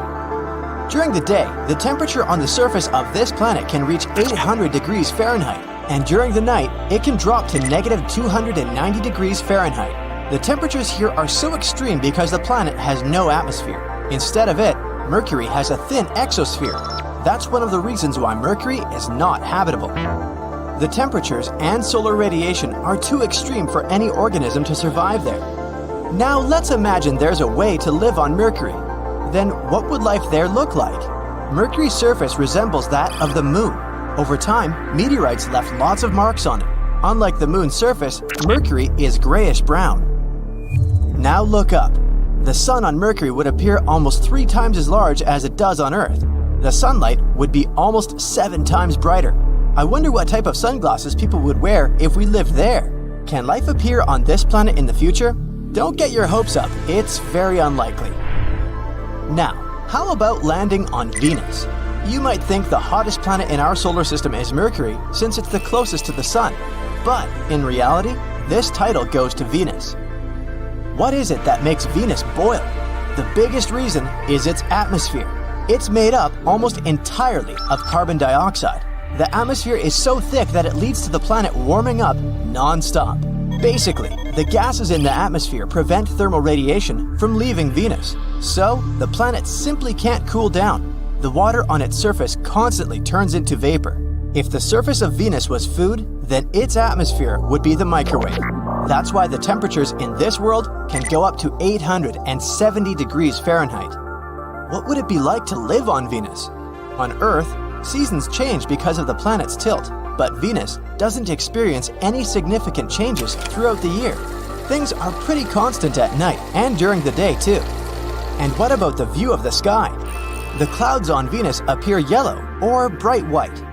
They're mostly made of poisonous sulfuric acid, but then why does Venus appear reddish-orange when you look at it from Earth? Talking about the true colors of planets can be a tricky business. The hue of a space body might be different when you look at it from another planet. If we traveled all the way to Venus, a reddish-brown surface would welcome us. The molecules of carbon dioxide and sulfuric acid block sunlight coming into Venus's surface, hence the reddish-orange color of the planet. Oh, and did you know that Venus is often called Earth's twin? Both planets are nearly equal in size. Both have relatively young surfaces and thick atmospheres with clouds. Plus, the orbit of Venus is also the closest to Earth. That might raise a question about the possibility of life on Venus. I'm sorry to break the news, but nope. Venus is not habitable. The next destination is Mars. Unlike Venus, Mars has seasons due to the planet's tilt on its axis. It also has a secondary seasonal effect caused by its highly elliptical orbit. The southern hemisphere has colder winters and hotter summers than those in the northern hemisphere. The average temperature on Mars is negative 80 degrees Fahrenheit. But temperatures can also range from the poles to the equator, and they can change very dramatically within a single week. Still, not that bad compared to the previous two planets, huh? Is Mars habitable? The number one thing a living organism should worry about here is space radiation. Earth has a magnetic field and a thick atmosphere to protect its surface from radiation. Mars has neither. The planet's gravity is 1/3 of Earth's. So, weaker gravity and a thinner atmosphere make it harder for any living being to survive on the red planet. In 2013, NASA reported an ancient freshwater lake that could have been a hospitable environment for microbial life. This is evidence now that liquid water once flowed on Mars. This confirmation suggests that Mars could have had the necessary environment to support life. But what happened to the water on Mars? The most popular explanation is that the planet's atmosphere became too thin and cold to keep liquid water on Mars's surface. The disappearance of water might also be related to the loss of early magnetic fields. Or the reason might be the red planet's size. Mars is probably too small to keep water. So, for now, Mars is not habitable. But, scientists keep sending missions to Mars. Maybe they'll find some new information. Let's wait and see. Now, Jupiter. Have you ever wondered what it might be like to live on the biggest planet in our solar system? Jupiter's environment is an unlikely place to support life. The temperatures on this planet and its composition are too extreme for any organisms to appear there. Jupiter has layers of gas, mostly hydrogen and helium. These gases fill the entire planet. Quite literally, there is no solid surface on the planet. Gases go all the way to the core, below the surface. They become liquid and turn into plasma because the atmospheric pressure there is way more intense than any place on Earth. To put it into perspective, an organism on Jupiter has to resist 1,000 times more atmospheric pressure than it would on Earth. Can a living being survive in such conditions? Unlikely. Jupiter is completely uninhabitable. But hey, have you heard that its moon Europa might be a possible habitable zone? Change of scenery. Saturn. It's the second largest planet in our solar system. Like Jupiter, Saturn is a gas giant ball mainly consisting of hydrogen and helium. What about temperatures on Saturn? It's freezing. Plus, there are extremely powerful winds there. The winds in Saturn's upper atmosphere reach the speed of 1,600 feet per second. Let's compare them to storms on Earth to have a better understanding. The strongest hurricane ever recorded on Earth was moving at 350 feet per second. So the answer to the question, is there life on Saturn? Seems pretty obvious. Life, as we understand it, doesn't exist there. The next stop is Uranus, one of the largest ice giants. Uranus's atmosphere is dominated by ice, but it's not the only reason that causes the planet's blue color. It's also the methane in the atmosphere. It absorbs red light and reflects blue. The same goes for Neptune. Uranus is the coldest planet in the solar system. The temperatures there can be as low as negative 371 degrees Fahrenheit. Life on Earth needs sunlight to get energy, but there's nothing on Uranus that can produce any energy for life forms to thrive. The bottom line is Uranus doesn't have the environment to sustain life. Heading for Neptune, the second ice giant. What is there on the planet furthest from the sun? Obviously, it's incredibly chilly. There's neither a source of energy that bacterial life can exploit, nor a source of liquid water. Currently, scientists believe it's unlikely to find life on Neptune because of such unfriendly conditions. So, what makes our planet so livable? And I'm not just talking about human life, I mean any living organisms, even microbes. Life requires very special conditions to exist. All living beings need some sort of food, water, and the right temperature to develop. The atmosphere is a vital element.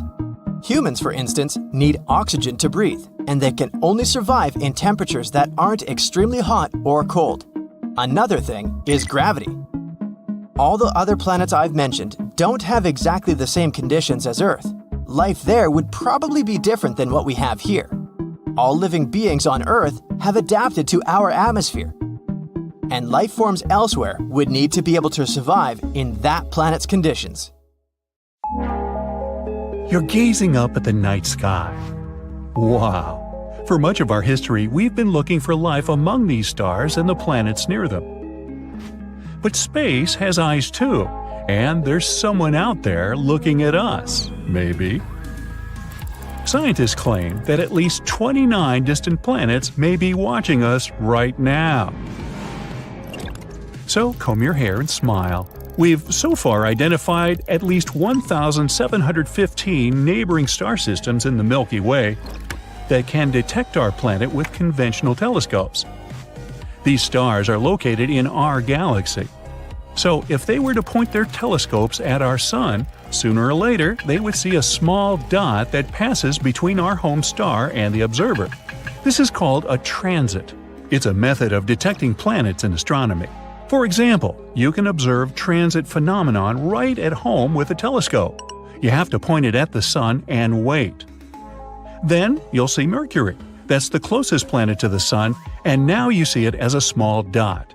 Mercury transit process can last about 5 hours, and this phenomenon happens about 14 times in a century. You'll be able to observe the next transit on November 13, 2032. Mark your calendar. Likewise, you can observe Venus, the second planet from the Sun, but because it's farther away, its transits are less frequent. The last one was in 2004 and 2012. The next pair of transits is expected in 2117 and 2125. Hey, I won't be around then. So these star systems have the opportunity to observe our planet. But long-range telescopes work a little differently. Actually, the observer will not see a black dot with the Sun in the background. The telescope will measure the brightness of our star. When Earth begins its transit between the Sun and the observer, the telescope will record a slight drop in the brightness of the star because our planet is blocking the path of the Sun's rays. Those faraway scientists of extraterrestrial civilizations will be able to calculate this drop in brightness and determine the size of our planet. But not all 1,700-plus star systems may have extraterrestrial life. Scientists have narrowed it down to 29 planets near some of these stars. They're potentially habitable. That means these planets are roughly Earth-like in size and within the habitable zone of their host star. That means they're not too close to the star, so it's not too hot for potential life. The water doesn't evaporate there like in a boiling pot. And they're not too far away, so it's not too cold and the water doesn't freeze into thick sheets of ice. And since water is the basis of life, we can assume that civilization might exist there. Theoretically, these planets could have seen Earth transits in the last 5,000 years. So, while we were building the pyramids of Giza or Stonehenge, an extraterrestrial civilization may have been watching us.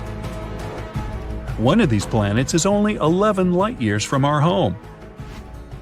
Near the Ross 128 star, a red dwarf in the constellation Virgo, there's an exoplanet about twice the size of Earth and right in the habitable zone of its host star.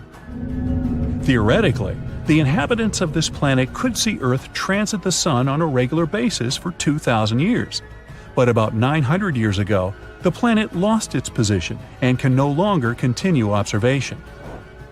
The other planet where Earth can be seen transiting is 12.5 light-years away, near the star called Teegarden. The window for observing our planet will open there in about 29 years. We're betting heavily on the TRAPPIST-1 star system. It hosts at least 7 exoplanets, almost like our solar system. And 4 of them are in the habitable zone of the star. but they won't be able to start observing Earth until 16 centuries from now. But we can try to make contact with these planets right now. They're all close enough to us to pick up our radio signals. Radio waves can travel through space at the speed of light, and our planet has been emitting radio signals continuously since 1895. So we're like noisy neighbors in the radio spectrum. If there's a planet somewhere with an intelligent civilization within 125 light-years of us, our radio noise would have already reached them. The only problem is, it would take about the same time to get a response from that civilization. The other problem with radio is that any civilization uses it for a relatively short period. Even now on Earth, we use Bluetooth and fiber optics more than radio, except for maybe traffic reports. And over time, all the radio noise we create will simply disappear. Also, radio communication assumes that an extraterrestrial civilization is advanced enough to use this technology. But who knows? Maybe there are life forms in space that are really different from ours. Our radio signals already could have reached that planet, but its inhabitants simply aren't capable of receiving them. And the moment these life forms build antennas to receive the signal, we'll no longer emit them. But we don't lose hope, and we even send encrypted radio signals into space to communicate with extraterrestrial civilizations. In 1974, we sent the Arecibo message into interstellar space. If some civilization can decipher it, they'll get a rectangle like this. It has all the information about humanity.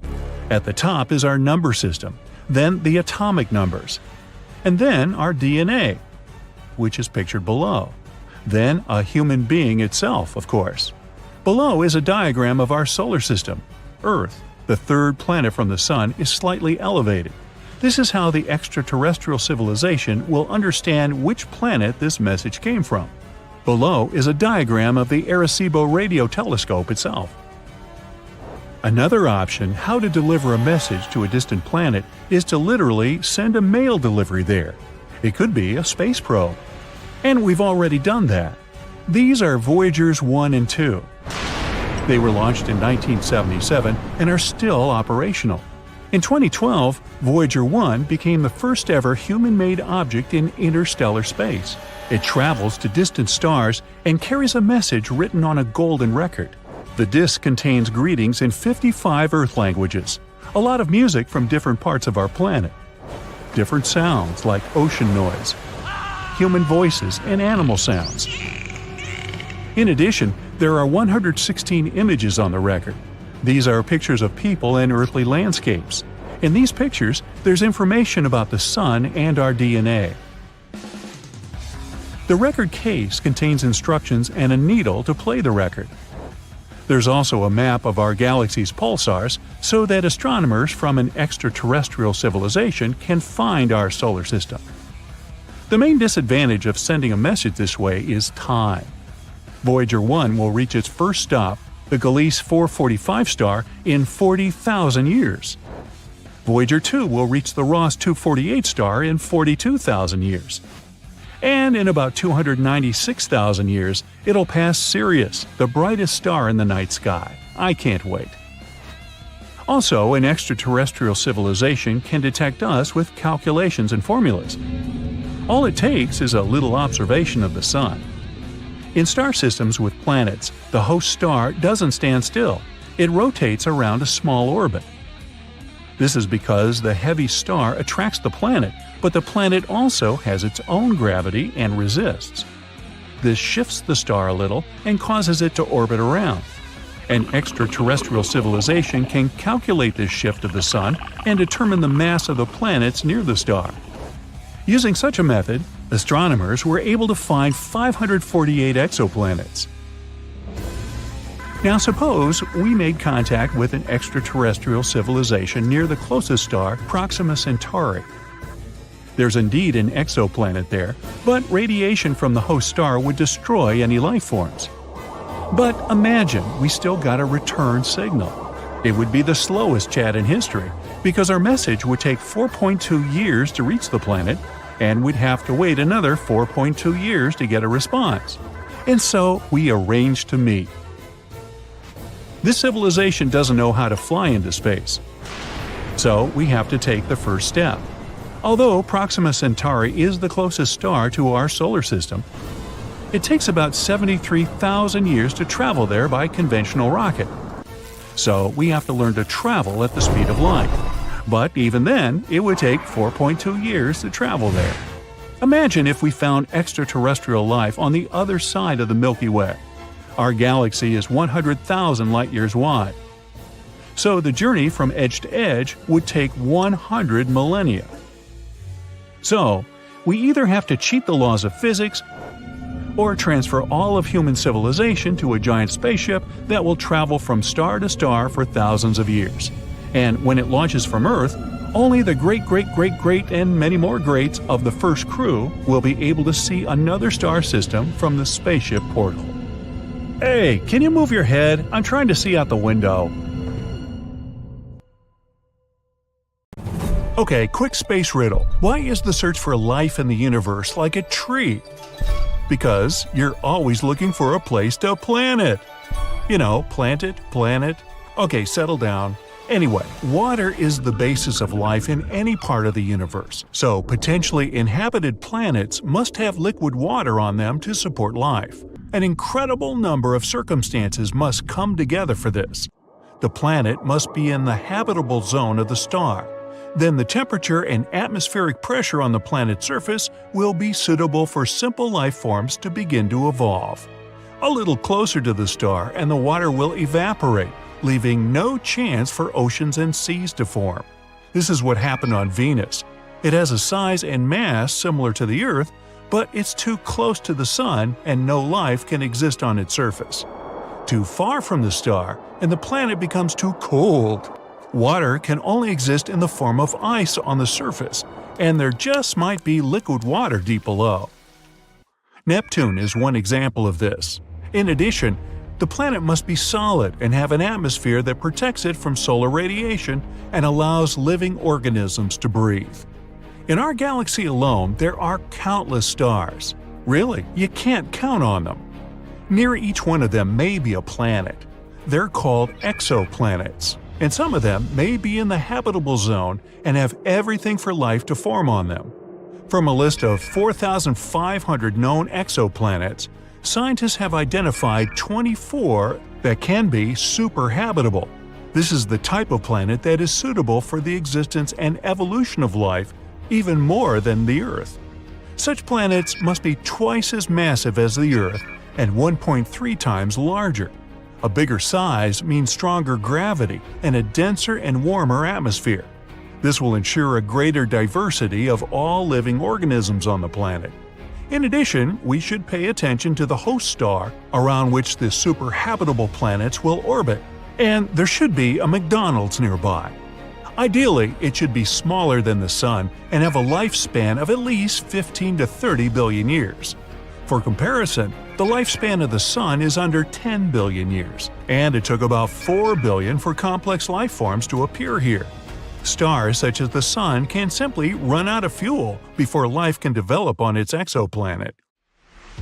Scientists suggest focusing on dwarf stars. They're smaller and less luminous than the Sun, but their lifespan can be between 20 and 70 billion years. This will give living organisms enough time to develop and evolve.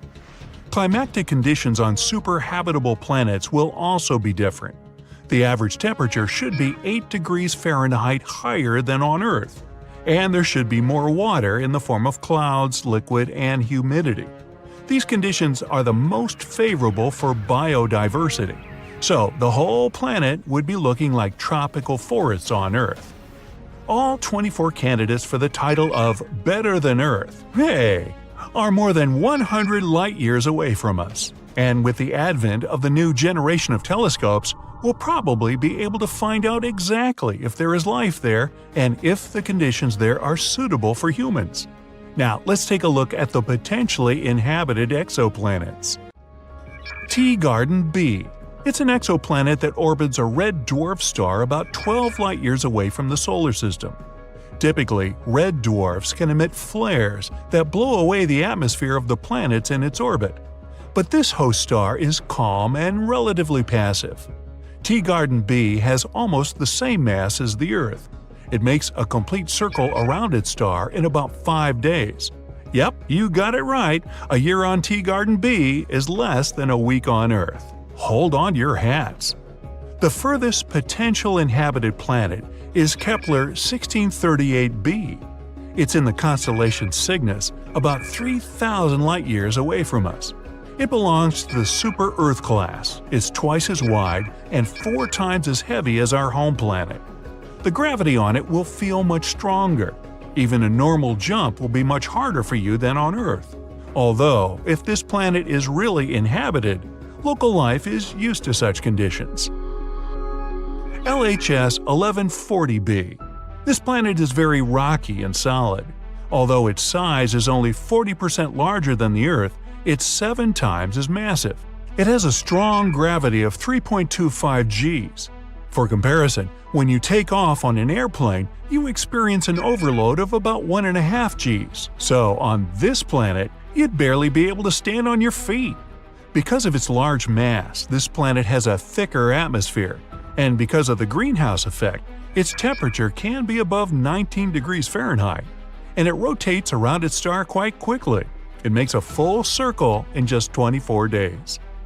And now, let's look at the constellation Aquarius. Here's an ultra-cold dwarf, TRAPPIST-1. A small planet orbits in its habitable zone. It's 3 times lighter than the Earth. Its temperature is similar to ours, but the gravity is half as weak. But we would still feel comfortable there. Remember the people that went to the moon? There, the gravity is only 16% of the Earth's. That's what makes the astronauts move so funny. Kepler 452b is in a system that resembles the older sister of ours. The host star is only 11% older than our Sun and is almost 2 billion years older. The exoplanet itself is 6.5 billion years old, compared to 4.5 billion of Earth's. But these sisters are very far from each other. If you travel at the speed of the New Horizons spacecraft, it will take about 26 million years to get there. So bring a big lunch. This is the closest exoplanet to us, Proxima Centauri b. It orbits the red dwarf Proxima Centauri, which is the closest star to the Sun. This planet is just 4.2 light-years away from us. Its size and mass are very similar to those of the Earth. It probably has an icy structure, like Neptune. Although Proxima Centauri is the closest star after the Sun, we can't see it with the naked eye because it's too dim. So, all these planets, including the 24 that scientists have recently found, are in the habitable zone of their host stars. And, in theory, we can colonize them and make them suitable for human life in the future. But here we'll have to solve one big problem. Even the nearest exoplanet is too far away for us today. Our modern rockets can fly at 5 times the speed of sound, and even at such speeds, it will take us more than 100,000 years to get to Proxima Centauri on one of them. Well, we need to come up with something a bit faster to travel to a new home on one of these exoplanets. And perhaps scientists already have the answer. Warp drive. Ooh. This is a piece of technology that will allow us to manipulate space and time. It creates a kind of a bubble in which the normal laws of motion don't work. So the spacecraft will be able to significantly exceed the speed of light. And this isn't science fiction. Humanity already has such technology, although just in theory yet. It's Alcubierre warp drive. And no, I didn't make that up. Since no object that has mass can travel at the speed of light, we need to do one trick.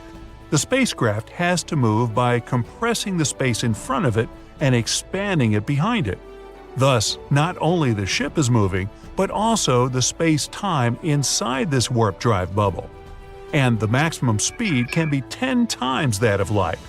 But to warp the space-time, the ship must be incredibly large, and to power it, we'll need the amount of energy close to what the whole planet of Jupiter generates. Still, recent calculations of NASA's Jet Propulsion Lab show that the ring around the ship, which should create the so-called warp field, shouldn't be perfectly round, as it was thought before. It can be more donut-shaped.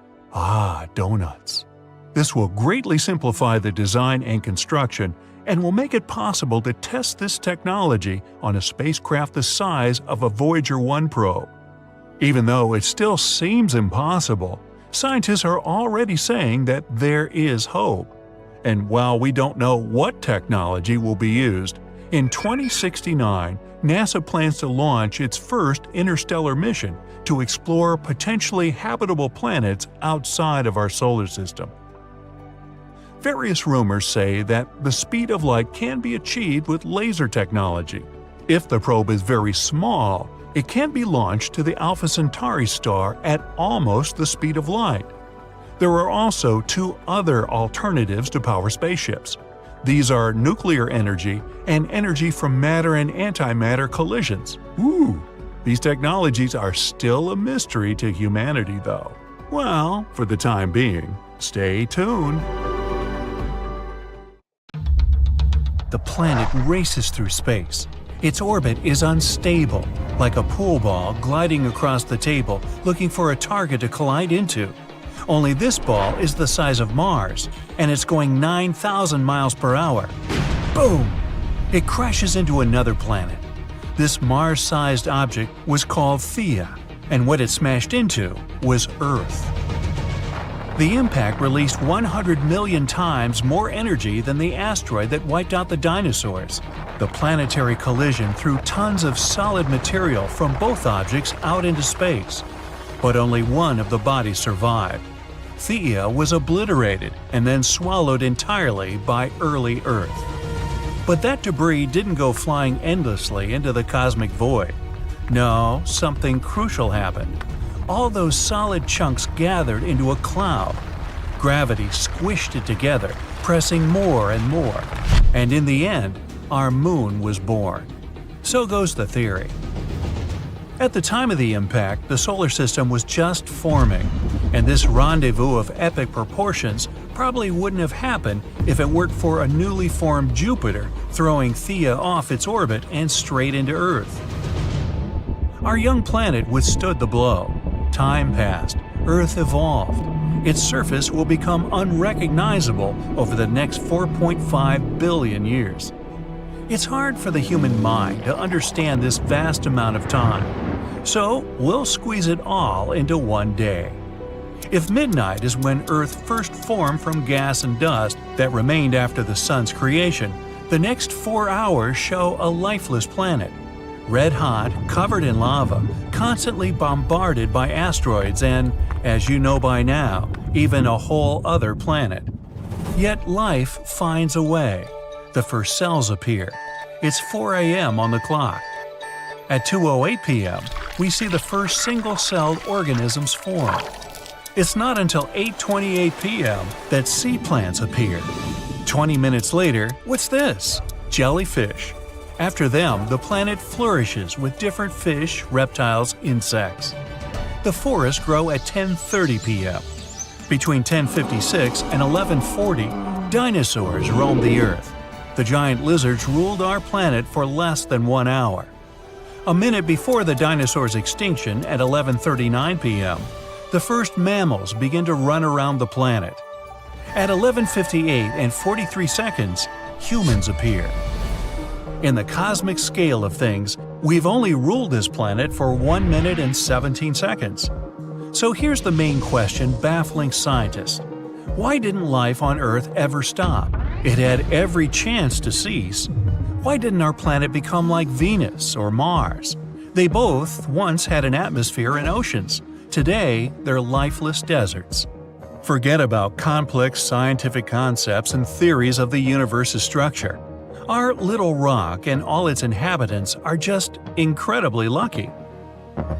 Professor Toby Tyrrell at the University of Southampton used computer programs and climate simulations to solve the puzzle of why asteroid collisions and ice ages didn't turn our little rock into a lifeless wasteland.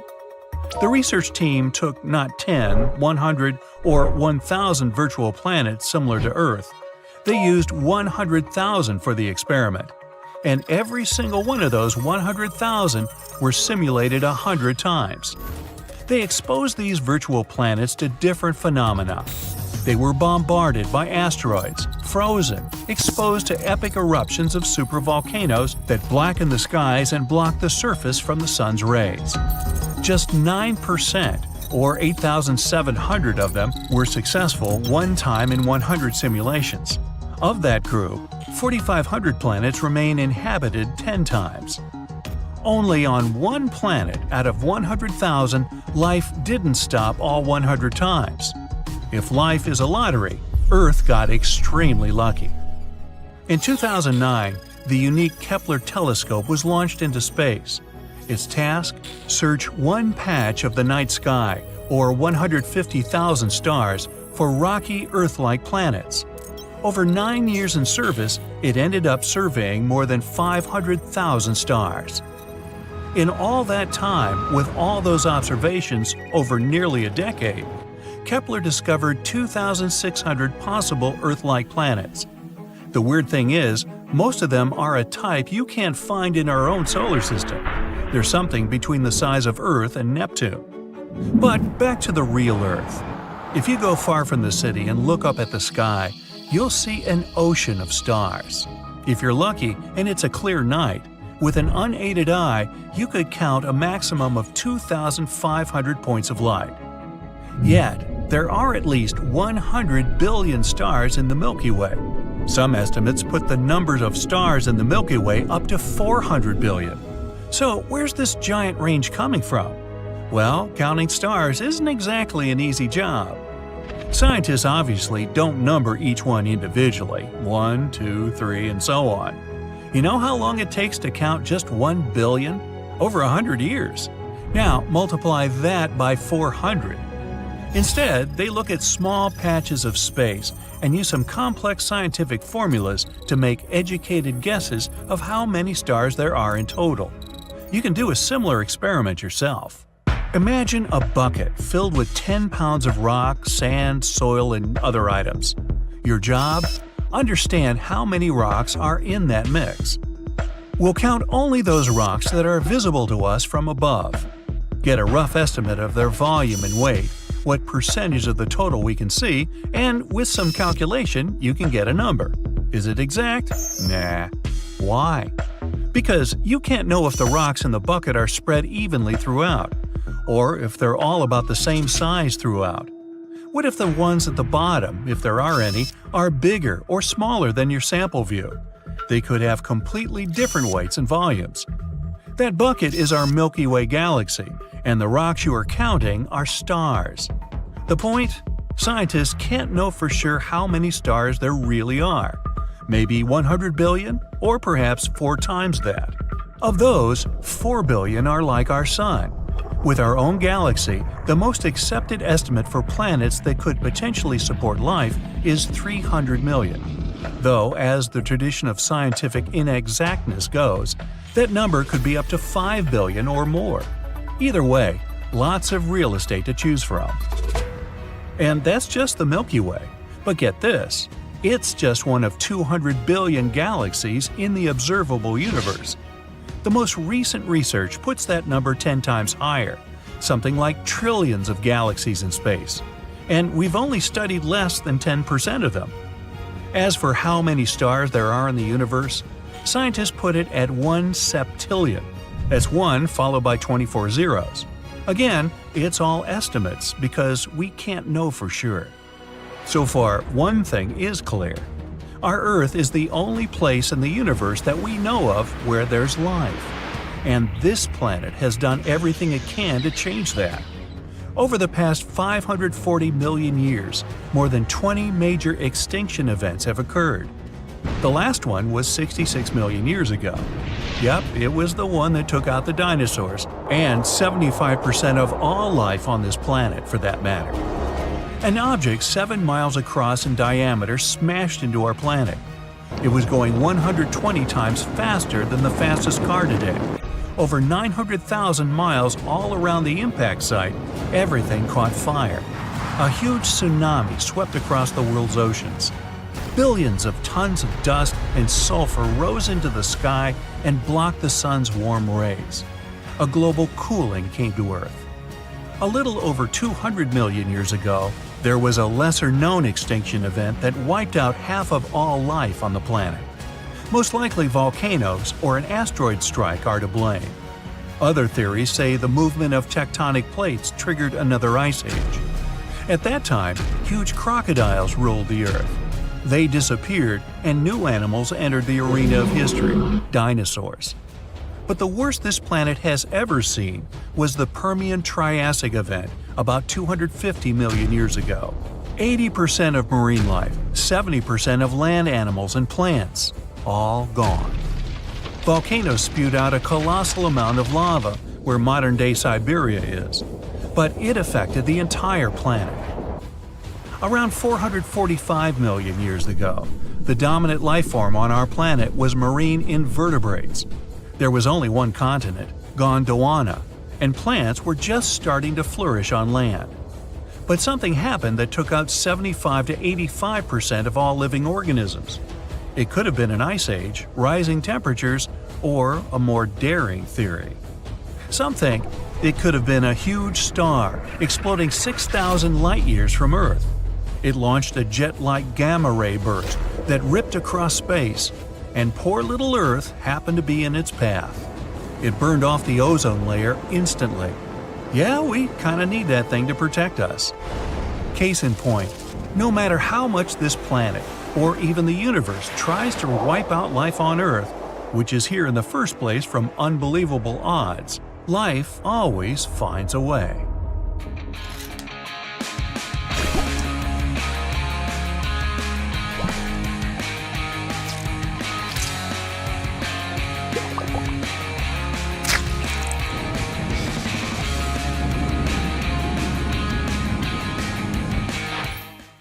Let's cut the Earth in half. You can see all of its layers. Here's the inner core. It's about 40 times hotter than the inside of your oven. That's the mantle, an ocean of hot lava. Here comes the crust of the Earth, the solid surface on which our civilization lives. But if you look up, there are many layers besides the atmosphere and the ozone layer. Scientists recently discovered a strange bubble here, which protects our planet from radiation. And nope, it's not the Earth's magnetic field. This bubble is made of radio waves. Our planet grows like a Christmas tree in the radio spectrum. But we're interested in low-frequency waves, the ones that let us keep in touch with submarines. So, radio waves are like light waves, or regular ocean waves. Look at this one. The distance between the two peaks is the wavelength, and the number of these waves over a period of time is the frequency. For example, there are 10 waves in this interval of 1 second. So, can you guess the frequency of this wave? Yep, it's 10 Hertz. Cell phones use waves with a frequency of 300 to 3000 megahertz. So, add 6 more zeros to that number. But waves of that frequency don't penetrate barriers well. Think of how you lose your cell phone connection when you're driving through a tunnel. That's because there is metal inside. It's a conductive material that weakens the radio waves a lot. Salt water is also a kind of conductor. So, if the submarine is deep enough, the thick layer of water weakens the signal, and we lose communication. To maintain it, we send fewer waves but make them longer. In the same amount of time, the frequency of the short waves will be much higher than the frequency of the long waves.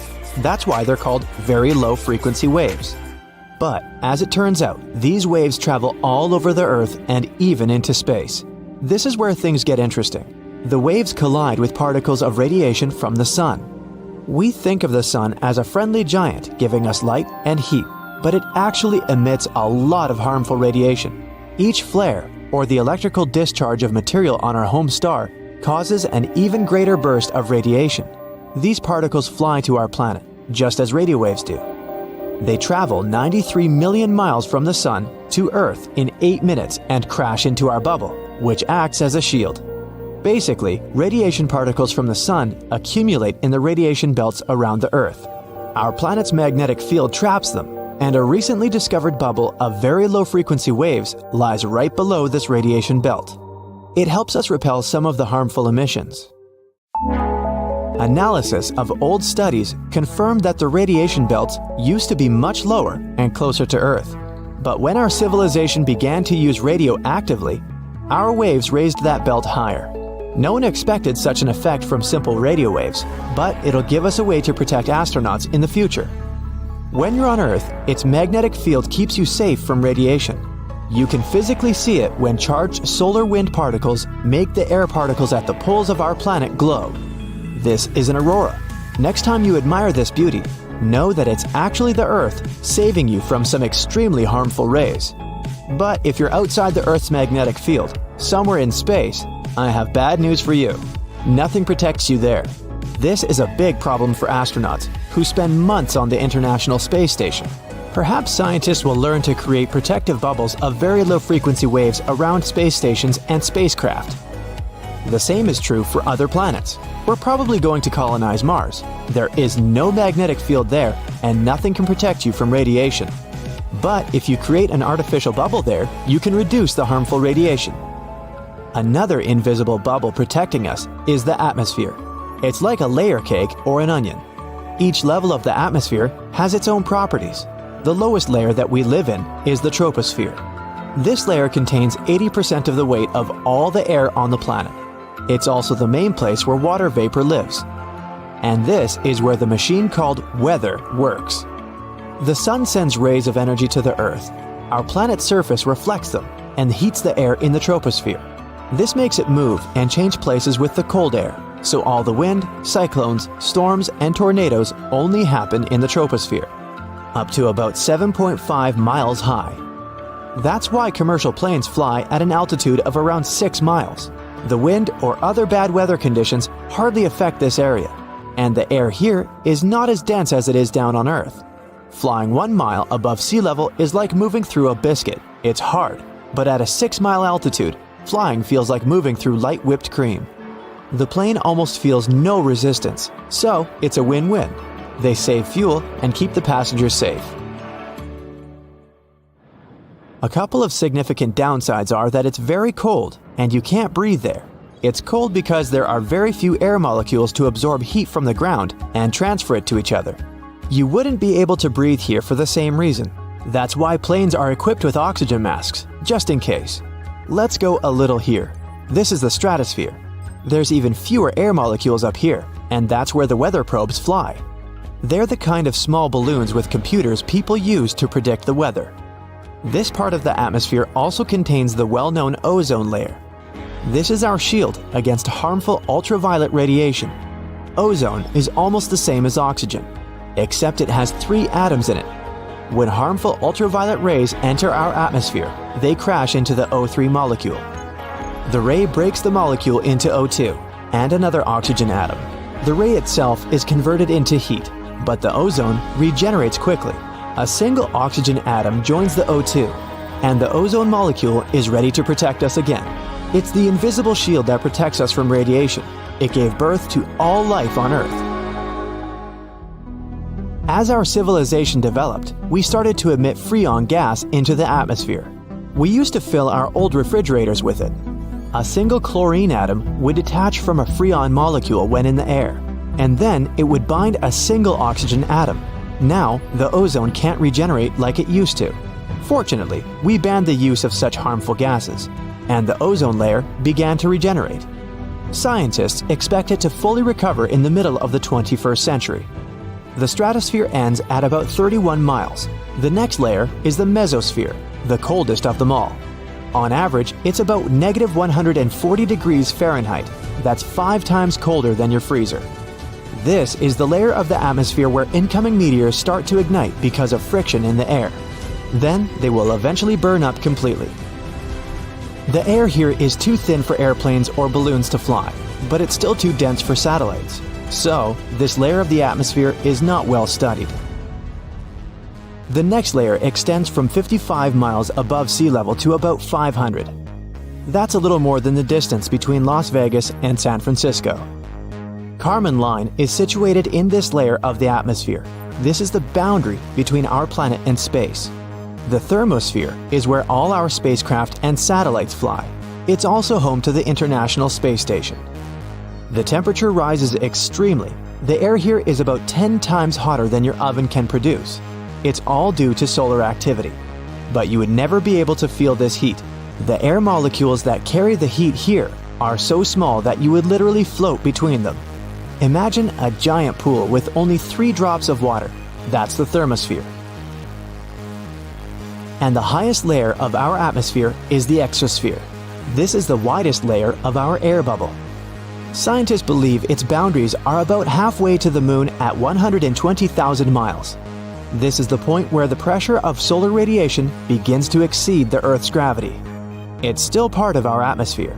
This means that astronauts who went on various space missions and have been on the ISS have actually never left the Earth's atmosphere. The search for ET is on. It's most definitely on. With the successful launch of the James Webb Telescope, the search for Earth-like planets has become a riveting topic of worldwide attention. Apart from the James Webb Telescope, other tools are being used to find good Earth-like candidates. The TESS satellite and the Kepler telescope are at the forefront of searching for other Earths. After we first clear the air of a few pesky philosophical questions, we'll take a close look at these two searches and what the James Webb Telescope hopes to find. So, why are we searching for Earth-like planets? Well, because we can. Incredible advances in Earthbound telescope technology have enabled ultra-precise observations of starlight, which led to the earliest discovery of exoplanets. As planets go around stars, there's a gravitational interaction between the planet and the star. They pull each other. The planet's pull upon the star will cause the starlight to wobble back and forth ever so slightly as the planet or planets orbit the star. This has always been the case, but the wobble of the starlight was never able to be detected, because starlight always twinkles. You know, twinkle, twinkle, etc. Adaptive optics inside telescopes is the technological breakthrough that first enabled astronomers to find exoplanets by taking the twinkle out of starlight. Mechanical springs on the underside of telescope mirrors bend the mirrors ever so slightly to neutralize the distortion, the twinkle, caused by starlight passing through Earth's atmosphere. Without the glimmer of starlight, the slight wobble caused by planets pulling gravitationally on the stars is observable. The bigger the wobble, the more planets. It's called the astrometric method of exoplanet detection. Isn't that a mouthful? Whole star systems and literally thousands of exoplanets were inferred to exist around nearby stars by analyzing the wobbly patterns of starlight. But the planets themselves could not be seen. Suddenly, our solar system was not unique anymore. Astronomers got giddy over the inescapable conclusion that probably every star had planets. It became impossible not to ask the poignant question, is the Earth unique, or are there other Earths? What's the big deal about finding Earth-like planets anyways? Well, considering all the financial resources the developed countries are spending on finding Earth-like planets, it can be said without a doubt that it's definitely a big deal. Including the launched James Webb Telescope, which cost $10 billion, the Kepler Space Telescope, which cost $550 million, and the TESS satellite, which cost $200 million. The investment in finding Earth-like planets is certainly eyebrow-raising. Now, if you keep in mind that these costs are just for the hardware, and to get a sketch of the full magnitude of the search, you must also include the salaries of a team of data miners, PhD analysts, and postgrads all across the globe in universities, national space agencies, and private institutions. We will conclude that finding another Earth is truly an immense undertaking. Now, suppose we find one. Then Earth is not alone anymore. It's not that we can actually go to any of these planets anytime soon. Interstellar travel requires some breakthroughs in physics and technology, and, well, we aren't there yet. But knowing that there are planets out there in the Milky Way that are like Earth in all the essential respects, like liquid water, oxygen, and habitability, will make space less foreboding, more welcoming, more exciting to study and explore. It may also give us more pride in our home planet and make us all better Earthlings. The triple mission looking for other Earths, the Kepler telescope, the TESS satellite, and the James Webb telescope use distinct approaches to find exoplanets. And the synonym TESS tells us what that method is. The T stands for transiting, and that's the key to the whole exoplanet search. E stands for, you guessed it, exoplanets, the target of the excellent investigation of another Earth. S stands for survey because TESS looks at hundreds of thousands of nearby stars. And S stands for satellite because TESS is orbiting Earth, unlike the James Webb Space Telescope, which will orbit the Sun. When a planet passes in front of a star, that is called a transit. The planet will block some of the light coming from the star. This decrease or dimming of the star can be measured. The dimming of starlight tells lots of things about the planet. By knowing how bright the star is and how much the star's light was dimmed by a transition in front of the star, we can tell how giant the planet is or how close it is, but we won't know which. Is it big or is it close? Until the planet's orbit is also timed. It means our TESS satellite must take long-duration videos of the stars. Ooh, video of the stars. Hollywood should like that. The TESS satellite doesn't have a telescope. It uses 4 CCD cameras to stream live long-duration videos of as many stars as possible, hundreds of thousands of stars.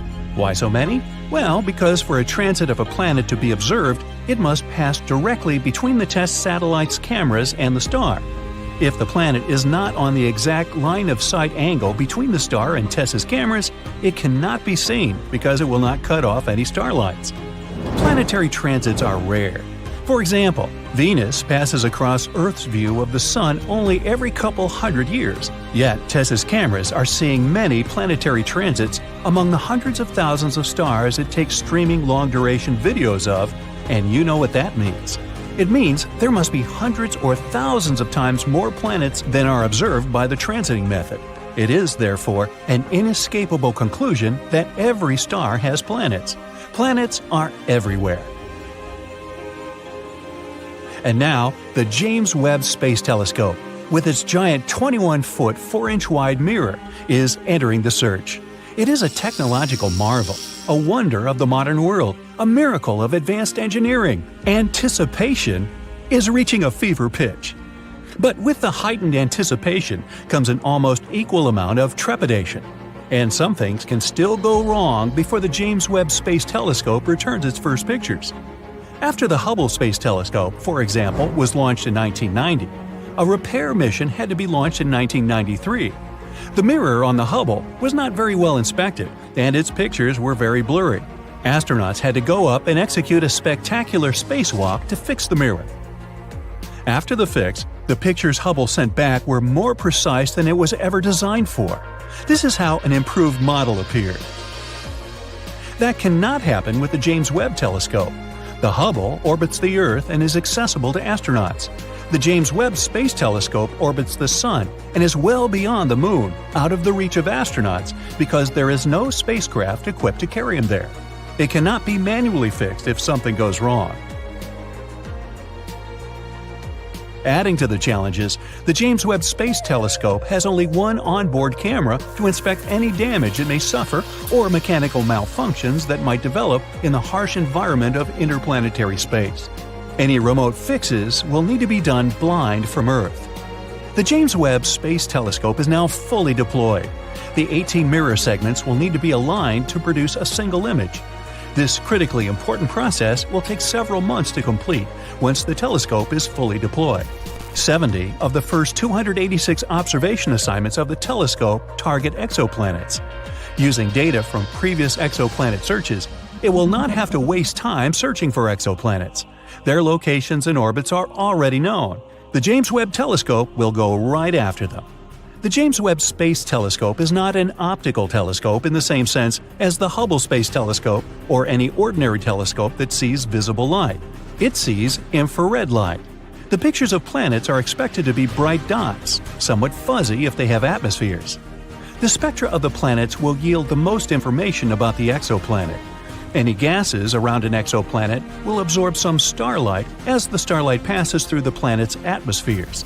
Suppose there is methane in the planet's atmosphere, oxygen, or carbon dioxide, the gases that most indicate life. In that case, the James Webb Telescope will be able to pick them up by spectroscopic analysis. An entire portrait of the exoplanet can be formed from the infrared information, its temperature ranges, atmospheric content, the likelihood of liquid water, and even the probability of life. And that's a big deal. The James Webb Space Telescope has other missions to perform too. It's assigned to examine star formation and planet formation in nebula in the Milky Way.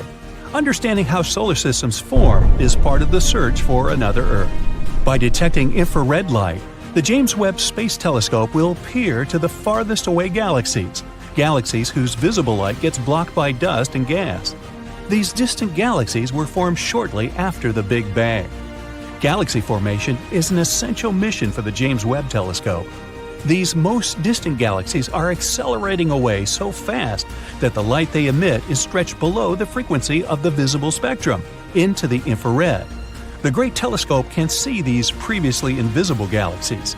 We hope to learn about the mysterious dark energy that is causing the universe to expand at an ever-increasing velocity. Hope is high that the James Webb Space Telescope will significantly expand our knowledge of this amazing universe we all live in. You take off from Earth and park your spacecraft somewhere near the Moon. You're now almost 240,000 miles away from your home planet. That's almost 100 widths of the United States. Now you take out a giant hammer and an enormous chisel using the robotic arms of your spaceship. You place the chisel at the Earth's North Pole and strike its head with the hammer. Earth splits open like an eggshell, and you see it, another planet. It's Theia, and it's hiding inside our planet like a yolk in an egg. You'd need to go back in time 4.5 billion years to find out how it got there. This beautiful nebula will soon become our solar system. Colored dust and various space debris are slowly coming closer toward the common center. Soon this jigsaw puzzle of debris becomes too heavy and dense. The temperature inside the giant is rising. Soon it gets so high that it triggers a nuclear chain reaction. Another second and bam! There's an explosion so powerful that the shockwaves travel far into dark space, and the blinding flash from this blast can be seen from the other side of the Milky Way galaxy. When the dust clears a little, you can see that a bright light is still shining at the very center of the explosion. This newborn star is the Sun. It weighs as much as 333,000 Earths. If the Sun was a bucket, you'd need 1.3 million Earth-sized planets to fill it. You're interested in a small object over there, 93 million miles away from the Sun. This pile of rocks and hot lava is Earth. Right now, the planet is busy forming its core, while the oceans of lava are gradually cooling down. But a few tens of million years after the Sun's birth, you notice a strange object hurtling toward Earth. It's Theia. This small planet was born at about the same time as Earth, and now it's following a crazy spiral trajectory at enormous speed. Scientists believe Theia was kind of a ball Jupiter and Venus played with. Venus was pulling Theia in one direction, then Big Brother Jupiter pulled it back. But the Sun makes up 99.8% of the mass of the entire solar system. That's why the star sets its own rules. It makes Theia move in almost the same orbit as Earth. So they inevitably come closer and closer to each other until they become next-door neighbors. We see that Theia is the size of Mars and as wide as the Atlantic Ocean from New York to Portugal. A collision can't be avoided. Theia is traveling toward Earth at nearly 9,000 miles per hour. That's 11 times faster than the speed of sound. If the smaller planet crashes into Earth at a particular angle, Earth will most likely be torn apart, as well as Theia itself.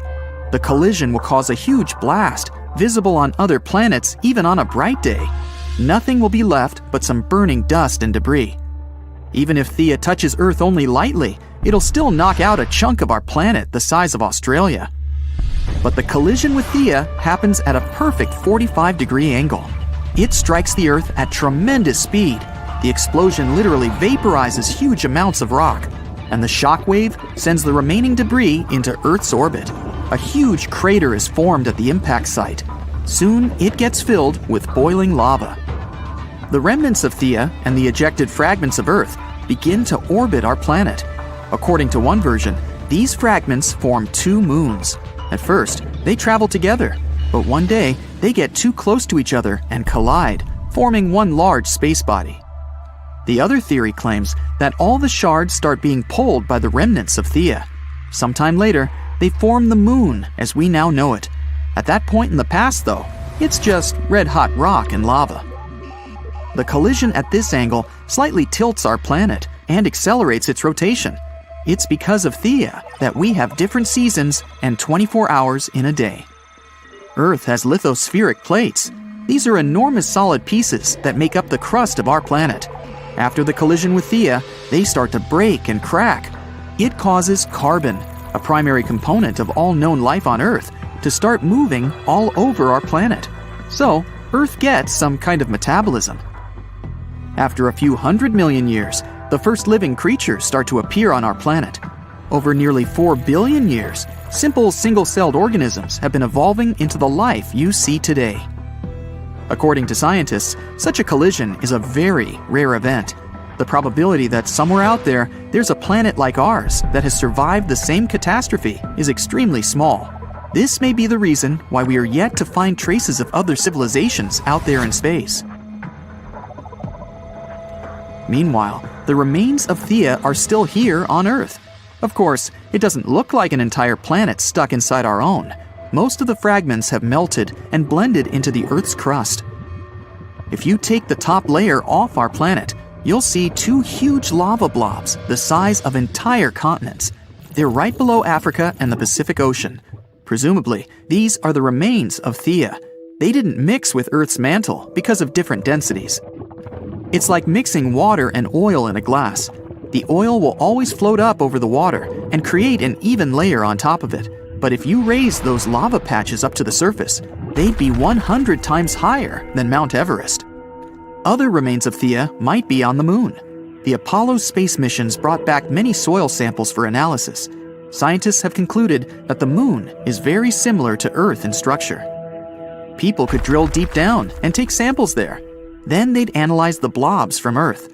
If their structure matched, it'd be 100% proof that Theia did hit Earth 4.5 billion years ago. And that's how we got the moon. But for the time being, Theia remains somewhat mysterious. Scientists are still not sure that the planet actually existed. The whole idea perfectly fits the model of the moon's creation. But in fact, this incredible collision may have never happened. Hop on the bright side of life together with our brand new tees, hoodies, and more. Click the link to pick your choice. Now you travel 41 light years away from Earth to the planet 55 Cancri E. It's about twice the size of Earth and 8 times heavier. You take out your giant hammer again and use it to hit the chisel. The planet cracks, and you see it's a giant diamond. The temperature on this planet is tens of times higher than that of Earth, and its soil is rich in carbon.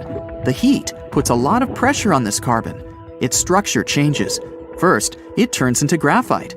Some more pressure, and graphite turns into diamond. On Earth, diamonds form at depths below 60 miles, where the pressure is 50,000 times greater than on the surface. The temperatures there rise over 1,000 degrees, which is as hot as fire. Diamonds are ejected closer to the surface in volcanic eruptions. Still, people have to dig mines 1,500 feet deep to find these beautiful gems. The Golden Jubilee diamond is the biggest cut and faceted diamond on Earth. It weighs as much as a chocolate bar and is the size of a hamster. Its price is about $12 million. Now imagine a diamond the size of an entire planet. You decide to fly back to the solar system. Your destination is Jupiter's moon, Europa. It's as wide as the distance between Seattle and Houston, and its mass is less than 1% the mass of Earth.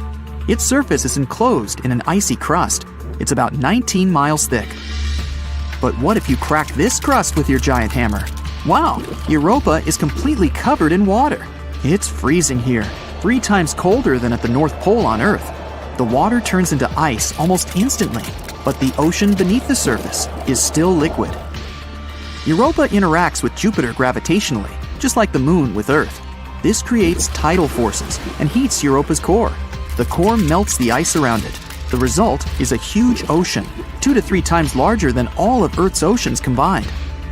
Scientists believe that water is the basis of life. It may mean that life may exist on Europa. There could be thermal springs, just like at the bottom of our oceans. The water there is probably much warmer. And even though the pressure and temperature in such places are likely to be extreme, simple bacteria may live there.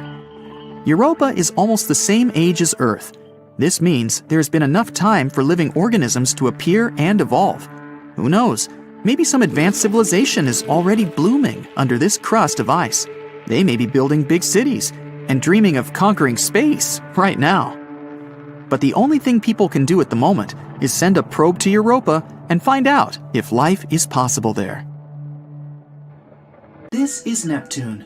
The next stop is Pluto. Stand clear of the closing doors, please. One day, with top-notch future technologies, one stop from Neptune to Pluto won't seem much further than Times Square from Bryant Park today. There are huge ice mountains on Pluto, valleys that go further than your eyes can see, 160-mile large craters, almost as big as the largest one on Earth, and no life. The reasons are obvious. The long distance between Pluto and the Sun guarantees freezing temperatures on that dwarf planet. It also ensures a trip of a few billion miles. Plus, it's smaller than the Moon, so it would get crowded very soon if people started dwelling there. Still, there's one reason which makes life there not that far-fetched. The Sun has a lifespan and cycles within it. Our solar system used to be nothing but a cloud of gas and dust. As a result of a gravitational collapse at the center of this cloud, the gas and dust started gathering in specific, denser places. These pulled more and more matter as time went on, and something called conservation momentum made the mass start rotating and heating up because of immense pressure. Later, there appeared a disk similar to what Saturn has, but it was made of entirely different substances. And right in the center, there was the ball that eventually became the Sun. A protostar is a young star that's still gathering its mass, and that's exactly what the Sun was before the temperatures and pressures inside of it lighted up its core. Millions of years later, it became the Sun we see every day. But it won't stay this way forever. It will heat up even more and eventually get bigger and denser, turning into a red giant. It may one day get big enough to swallow up Venus and Mercury. Chances are, it might swallow even planet Earth. Even if it doesn't devour our planet, the Sun might get close enough to touch us. Well, if this happened, life on Earth wouldn't be possible. But then, in just a few minutes, the Sun loses about 40% of its mass and shrinks about 10 times what it used to be. It's not as bright, and indeed, not as hot as it used to be. By this moment, Earth will have already been deserted. People might want to start traveling around space, or settle down on another planet where life is sustainable, like the exoplanet Kepler-62f, which, by the way, is even bigger than Earth. While all of this was happening, Pluto was changing. Before, every resource was frozen inside of the dwarf planet. Water, gases like methane, carbon monoxide, you name it. But as the Sun was reaching its peak luminosity, Pluto was slowly warming up and losing a lot of what it had to the vastness of space. At the same time, an atmosphere formed up. If the atmosphere gets thick enough, it would create favorable life conditions. Then, instead of spaceships, a tiny percentage of us would be able to set up colonies on the dwarf planet. The temperature is comfortable there, almost t-shirt weather. It even resembles Earth a tiny bit. Canyons filled with water, beautiful endless fields with trees, and lots of space to run around, and mineral water pockets on the ground, good enough to drink. Pluto's rotations are different than Earth's. An Earth day is 24 hours, and sometimes it still feels like it never ends. But on Pluto, a whole rotation around the Sun takes 153 hours, because it's pretty far away from the Sun. After several hours without sleep, we get tired, and our eyes get red. It means we'd have to take several naps throughout the day on Pluto. A year on Pluto equals 248 Earth years. Unless we come up with some sort of technology to get us to live that long, our entire lifespan would be less than half a year on the dwarf planet. So, houses on Pluto might need to be equipped with cryo chambers. Whenever you feel like dreaming for a long time, you jump in it and wake up 50 Pluto days later. On the dwarf planet, there are also seas and beaches, so it's just like a tiny Earth, far away from the actual Earth. The food on Pluto could be tastier. We might find a way to make the ingredients more savory, and even try to grow them faster during the trip. You plant a carrot, and 2 days later, it's ready to be in your salad. There could also be new ingredients for our salads on Pluto. Maybe 2-meter-tall mushrooms we've never seen before. The animals we would take with us on the trip would get released into their new home forever. and with time, they would evolve and adapt to their new environments. The law of the jungle could change a bit too. Lions might not be kings anymore. Deer are. Their antlers are twice the size of what they used to be. But to be fair, so are the deer. Most of the animals that were already here used to live underwater, but with time, the amphibians started shifting to the surface, just like Earth at the beginning of life. Pluto could only be a temporary home though. Once the sun has finally reached its final phase, Pluto would get frozen and lifeless again. People instead would need to try to find a planet that stays in the Goldilocks zone of another galaxy. The Goldilocks zone is the exact proper distance from the star like the sun, where the temperature is perfect for the water to stay liquid. It's the rule scientists search for when looking for other planets that can sustain life. We can try setting new colonies on one such planet, or even try to set up our own artificial home, not exactly a planet or a spaceship, but a combination of both. Something huge built right in space, say a wheel with gravity everywhere we go, so we don't fall off. It would float in space toward the new exoplanet, capable of fitting entire states in. This whole trip might happen just because the sun first grew too much, and then, having reached the culmination of its life cycle, it would finally become a white dwarf. It's going to be a pretty long journey, and entire generations will be born here. You'll have a choice: sleep your way through the journey until humans finally reach their new exoplanet, or enjoy the trip in this fantastic spaceship. There's all you need on board: malls bigger than those on Earth, large futuristic cities, even places to farm, fields with rich soil made artificially, and finally, after a long journey, the exoplanet. It's even somewhat better than Earth. The planet is giant and has more continents. The continent's center isn't as far from oceans, which means there aren't as many desert areas. Though the sun of this planet is an orange dwarf, it's not as hot as our yellow dwarf sun today. It's a bit smaller, but here's the kick: orange dwarfs live somewhat longer. They remain stable for between 15 billion and 45 billion years. Despite that, this new planet is full of rainforests because the planet itself is warmer. It means more biodiversity and creatures we've never seen before. But even if nothing out there is suitable, we could try and terraform this planet instead. If we take Mars as an example, we could create a greenhouse effect by smashing ice-rich comets and releasing ammonia in them, making the planet warmer. We could also start planting trees. We'd probably need some Earth soil to do that, or we'd have to modify Mars's soil to be similar to ours. Sooner rather than later, the atmosphere would be close to the one we have on Earth. We'd be able to breathe too, because of the trees. Then, we can melt Mars's polar ice caps and voila, water. The problem is the solar winds and sun explosions that might strip it of an atmosphere just as quickly as we can create one, if not faster. It has no magnetosphere either, which means it can't protect us from radiation, so long-term Mars wouldn't be a good choice. Maybe out there, in the vastness that is space, there is a perfect planet waiting for us. 2022 and 2023 have been landmark years for discovering new, fascinating worlds. Last year, NASA surpassed 5,000 confirmed exoplanets. The list is incredibly diverse. It includes rocky super-Earths, gas giants like Jupiter, ice giants like Neptune, and so on. And this is just the beginning. There might be more than 1 trillion exoplanets in our galaxy alone. But the most important question is, how many of them are habitable, for us? Are there any planets on this list that could have life on them? Or that could be a future home for us? Of course there are. And in 2022-2023, we found as many as 5 of them. So buckle up and hang on for a wild ride beyond our solar system. The first planet on our list is Wolf 1069b, a boring and stodgy designation. So I'll simply nickname it Wolfie, because hey, who's going to stop me, NASA? A new study conducted by 50 starry-eyed astronomers confirmed something awesome. This exoplanet, Wolfie, which is located just 31 light-years away from us, could potentially be a rocky world. In other words, theoretically, it's a habitable planet. The team behind this discovery used a technique called radial velocity to detect the exoplanet. This is a way scientists study the movements of stars and planets. It's as if when you're playing catch with a friend, as they throw the ball to you, you can see it coming closer and closer. It's kind of like radial velocity. When a planet is moving towards us, it makes the star it orbits appear to be coming closer to us. When the planet is moving away from us, it also makes the star look more distant.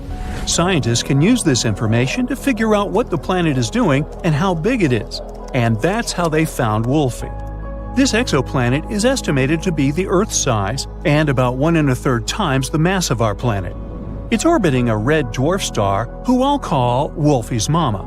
But here's the real kicker. Wolfie orbits within its star's habitable zone, which means it's a prime candidate for liquid water to exist on its surface. That's like hitting the exoplanetary jackpot. Ooh, wish I had a ticket. The study estimates that if Wolfie does have an Earth-like atmosphere, temperatures could rise as high as 55 degrees Fahrenheit, which would mean liquid water could pool on the planet's day side. But here's the catch. The exoplanet is tidally locked to its star, meaning that the same side always faces the star. Just imagine, one side of the planet is always basked in the warmth of its star, while the other is in eternal darkness. Like middle school. Just kidding. The team behind the discovery believes it's a prime candidate for further studies, but we'll probably have to wait another 10 years for answers. Until then, we'll just have to keep searching the skies with our telescopes and crossed fingers. Our next planet is TOI 700e. What's a good nickname? NASA has just discovered a new planet that's set to take the galaxies by storm, or shall we say by orbit. I'll nickname it Toys Were Us. It's almost the size of Earth, most likely has liquid water on its surface, and it's only 100 light-years away. We're not talking about a road trip, of course, but this is close enough in the grand scheme of things. Toys Were Us is the 4th planet in its system, and it's got a bit of a short orbit, just 28 days to circle its star. Well, at least you would have a birthday every month. Hooray! This time, the discovery was made using the transit method. Planets themselves are incredibly small and hard to detect, but when a planet is in front of its star, it blocks some of the light coming from it, making it look a little bit dimmer. As soon as the planet moves away, the star gets brighter again. So, to find the planet, scientists watch very carefully to see if the star's brightness changes. If it does, that means there's probably a planet playing hide-and-seek with us. And that's how they discovered Toys Were Us. The TESS mission discovered it. It discovered 66 new exoplanets and 2,100 more candidates waiting to be confirmed. TESS has been very busy creating imaging for 75% of the sky. Talk about efficiency. Toys Were Us is located in the optimistic habitable zone, between planets C and D, but it may be tidally locked, just like Wolfie, so we might have to settle for a one-sided water world. The discovery of Toys Were Us is a promising prospect for future follow-up observations, and it demonstrates the potential for TESS to find even smaller exoplanets in the future. Who knows? It may find a new home for humanity among the stars one day, or at least a new vacation spot. Next, we have twins GJ1002b and GJ1002c. The galaxy just got a little bit closer to us with the discovery of 2 exoplanets, which I'll nickname Hansel and Gretel, that are just a stone's throw away from our solar system. That's right, these 2 Earth-like planets are located less than 16 light-years away, which is just a hop, skip, and a jump in space terms. For comparison, Proxima Centauri b is the closest Earth-mass exoplanet at 4.2 light-years away. So, these 2 new neighbors are among the closest to us. They both orbit a red dwarf star with barely 1/8 the mass of the Sun. It's quite cool and faint, but that's okay, since both planets are very close to it. Hansel takes 10 days to orbit its star, while Gretel takes just over 21 days. Even more birthdays, I guess. The discovery was made by an international scientific team and was no small feat. The team had to work together with 2 instruments, espresso and Carmini's. The result? A cafe latte. Nah. What they got were measurements so accurate, you could practically count the number of craters on the planet's surfaces. The big deal is, the planets are located in the habitable zone of their star and are just the right size, making them excellent candidates for future atmospheric studies. The lead author says, Nature seems bent on showing us that Earth-like planets are very common. With these two, we now know 7 in planetary systems quite near to the Sun. Who knew our neighbors could be so friendly? In conclusion, the discovery of Hansel and Gretel is a giant leap for humankind. So let's all raise a glass of H2O, or whatever they drink on exoplanets, and celebrate it. The last planet on our list is LP 890-9c, which I'll call Bob. This super-Earth, located about 98 light-years away, is roughly 40% larger than our home planet. Moreover, it has a twin, which I'll nickname Ray, which is up to 75% larger than Earth. More space is always good, right? The two planets orbit around the red dwarf star. Unfortunately, Ray is quite hot to the touch, with an estimated temperature of 253 degrees Fahrenheit, so don't touch. Its sibling, Bob, is located in the habitable zone of its star, making it a prime candidate for the potential of life. But let's remember that the actual temperature of the planets depends on their atmospheres. It's possible that Bob, being the outermost planet, has a runaway greenhouse effect, making it more like Venus than Earth. So it might be too hot to be habitable at all. But let's not lose hope yet. The James Webb Space Telescope, launched in December 2021, is on the case. With its cutting-edge technology and powerful instruments, including spectrographs, it can peer into the atmospheres of exoplanets and reveal which ones might be habitable. So let's see what it discovers. This planet has been listed as the second most favorable habitable zone terrestrial planet. Now it's on the list with 7 other Earth-like planets, all about 40 light-years away from us. Maybe they'll become our new homes in the future. Maybe we should fix the home we have. But until then, enjoy this moment and celebrate all these new discoveries. Who knows how many more planets we'll find in the future, considering how much technology develops each year? Thousands? Millions? Meanwhile, Bob and Ray, Hansel and Gretel, Toys Were Us, Wolfie and her mama will all be out there waiting for us. 2022 and 2023 have been landmark years for discovering new, fascinating worlds. Last year, NASA surpassed 5,000 confirmed exoplanets. The list is incredibly diverse. It includes rocky super-Earths, gas giants like Jupiter, ice giants like Neptune, and so on. And this is just the beginning. There might be more than 1 trillion exoplanets in our galaxy alone. But the most important question is, how many of them are habitable, for us? Are there any planets on this list that could have life on them? Or that could be a future home for us? Of course there are. And in 2022-2023, we found as many as 5 of them.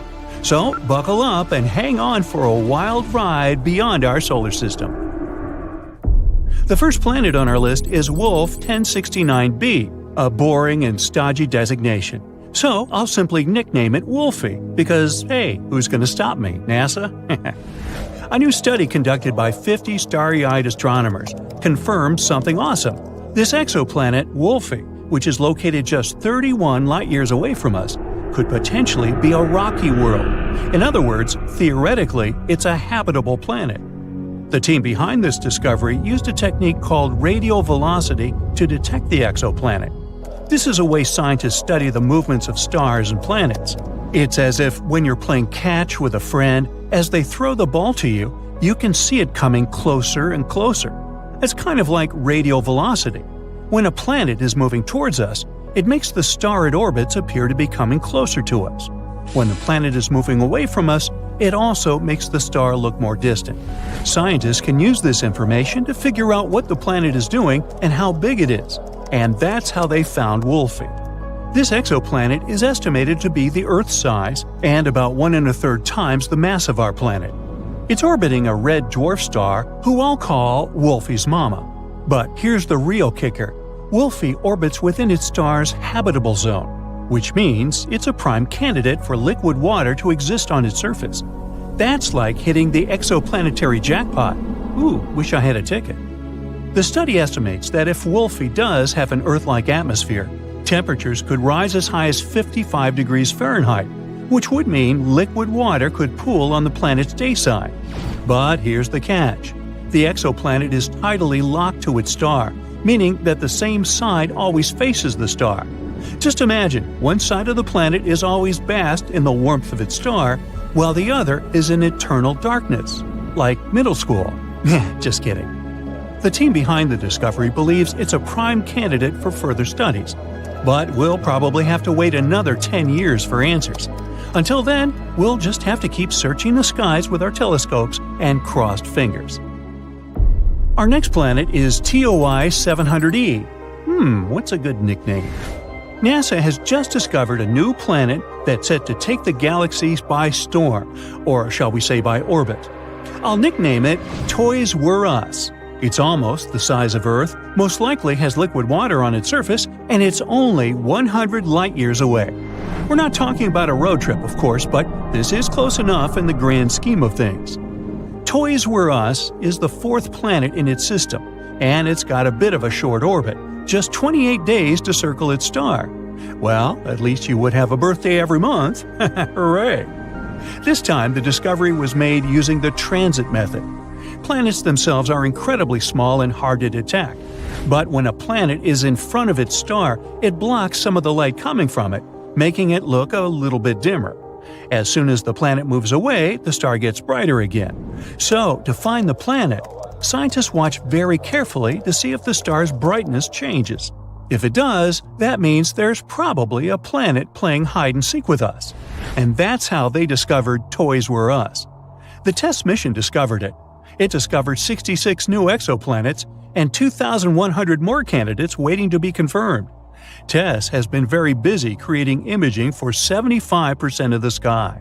Talk about efficiency.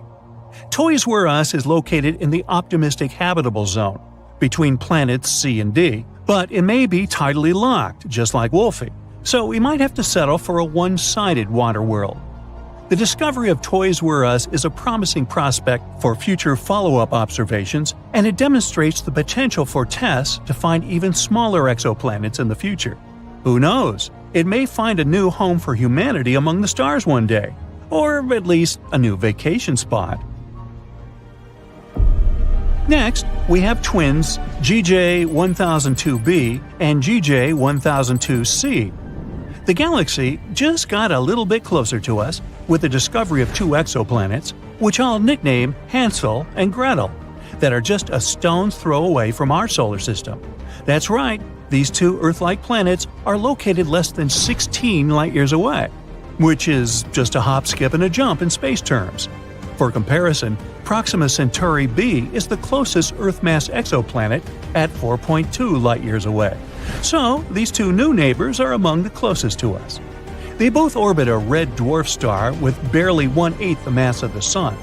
It's quite cool and faint, but that's okay, since both planets are very close to it. Hansel takes 10 days to orbit its star, while Gretel takes just over 21 days. Even more birthdays, I guess. The discovery was made by an international scientific team and was no small feat. The team had to work together with two instruments, espresso and Carmini's. The result? A cafe latte. Nah.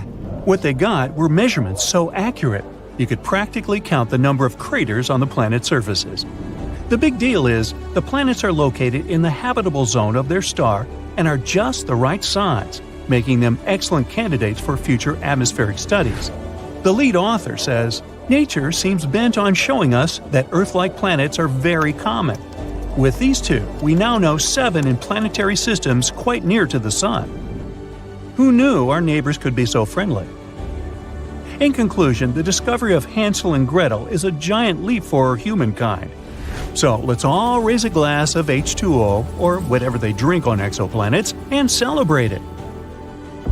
The last planet on our list is LP 890-9c, which I'll call Bob. This super-Earth, located about 98 light-years away, is roughly 40% larger than our home planet. Moreover, it has a twin, which I'll nickname Ray, which is up to 75% larger than Earth. More space is always good, right? The two planets orbit around the red dwarf star. Unfortunately, Ray is quite hot to the touch, with an estimated temperature of 253 degrees Fahrenheit, so don't touch. Its sibling, Bob, is located in the habitable zone of its star, making it a prime candidate for the potential of life. But let's remember that the actual temperature of the planets depends on their atmospheres. It's possible that Bob, being the outermost planet, has a runaway greenhouse effect, making it more like Venus than Earth. So it might be too hot to be habitable at all. But let's not lose hope yet. The James Webb Space Telescope, launched in December 2021, is on the case. With its cutting-edge technology and powerful instruments, including spectrographs, it can peer into the atmospheres of exoplanets and reveal which ones might be habitable. So let's see what it discovers. This planet has been listed as the second most favorable habitable zone terrestrial planet. Now it's on the list with 7 other Earth-like planets, all about 40 light-years away from us. Maybe they'll become our new homes in the future. Maybe we should fix the home we have. But until then, enjoy this moment and celebrate all these new discoveries. Who knows how many more planets we'll find in the future, considering how much technology develops each year? Thousands? Millions? Meanwhile, Bob and Ray, Hansel and Gretel, Toys Were Us, Wolfie and her mama will all be out there waiting for us. We'll start with one of the most recent and shocking discoveries of 2020. Perhaps our solar system has life beyond Earth.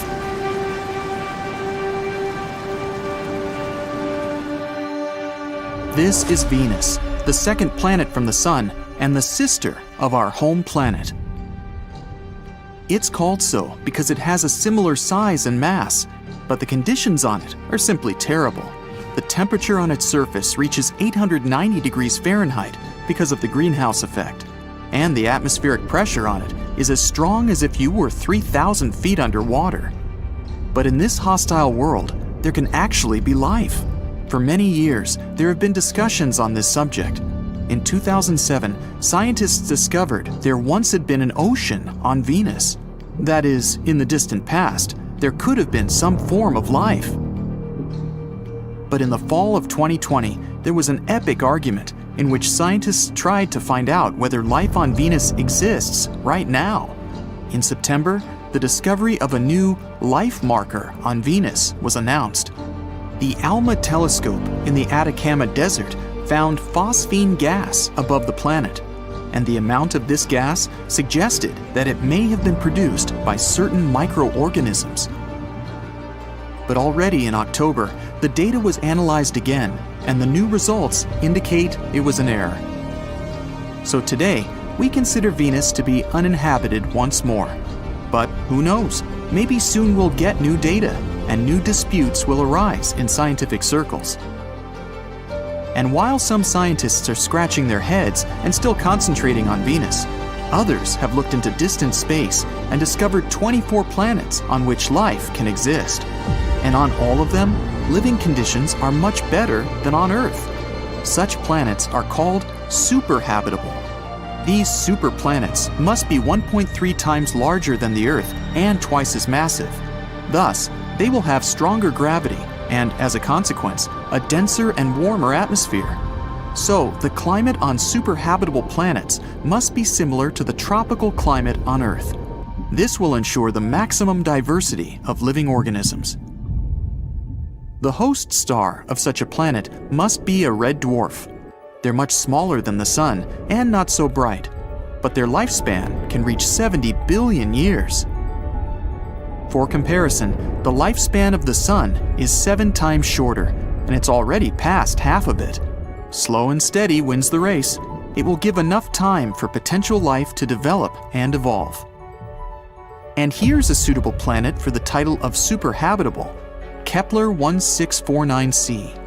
In 2020, it was named the most similar planet to Earth. It's only 6% larger than our home world. It orbits a red dwarf, a quarter the size of our Sun. The planet is in the habitable zone of the star and makes a complete circle around it in 19.5 days. The climate on Kepler remains a mystery.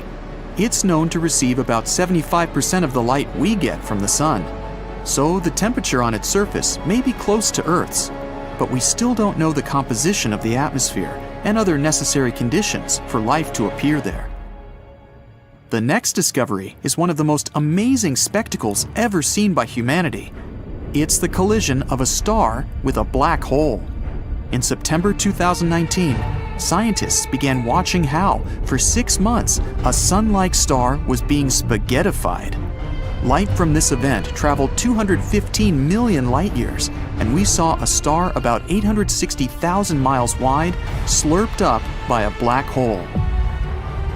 This black disk is so heavy that it has incredibly strong gravity.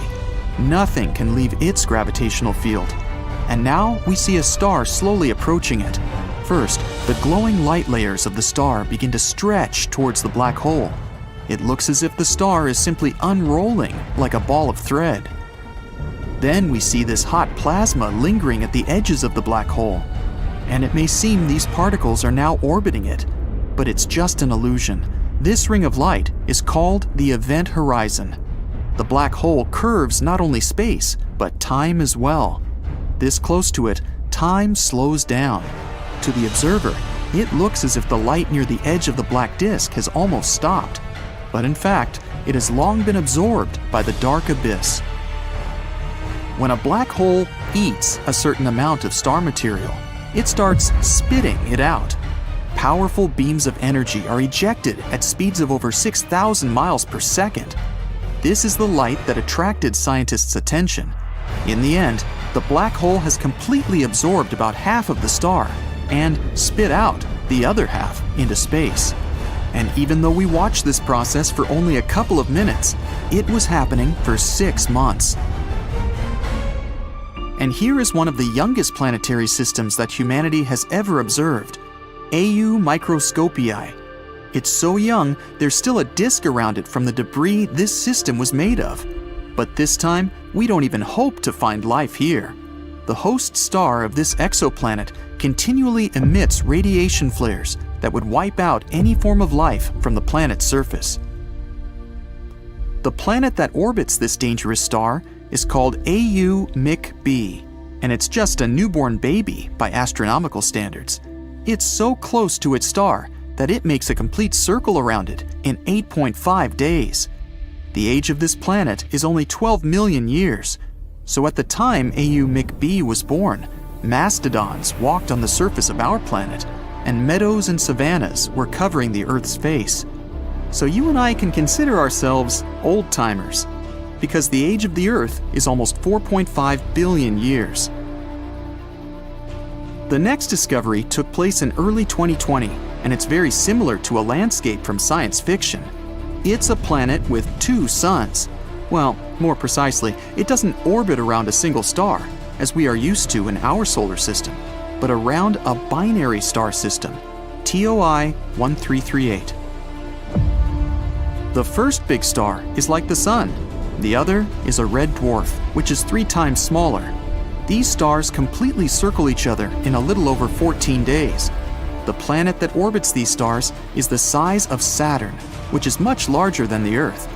Although the sunsets and sunrises there look incredibly beautiful, this planet is unlikely to be suitable for any form of life. It's outside the habitable zone of its host stars, so it probably doesn't have liquid water. Mysterious radio signals from outer space have also been received in 2020. We're talking about fast radio bursts. Scientists recorded such signals before, but recently they have managed to prove that they are repeated after a certain period of time. The new data have forced the scientists to come up with a very bold theory that their source may be a magnetar. A magnetar is a neutron star that is small and has a huge mass compared to ordinary stars like the Sun. But they have the strongest magnetic field in the entire universe. Their lifetime is very short though, only 1 million years. But what baffled scientists the most this year was discovering that the moon is rusting. Corrosion needs oxygen and water to take place, but the moon doesn't have its own atmosphere to have both. The main theory says the solar wind is to blame. It moves at great speed and scrapes oxygen from the upper layers of the Earth's atmosphere. The wind continues to carry oxygen molecules through space, and eventually they reach the surface of the moon and cause metal ore to rust. By the way, the signature red color of Mars was created because of the rust. For a long time, there was an atmosphere and water. In combination with iron on its surface, it triggered a long process of rusting, which has lasted since ancient times. Another stunning discovery was found on the surface of the Moon with a stratospheric telescope. It's an aircraft that carries a telescope.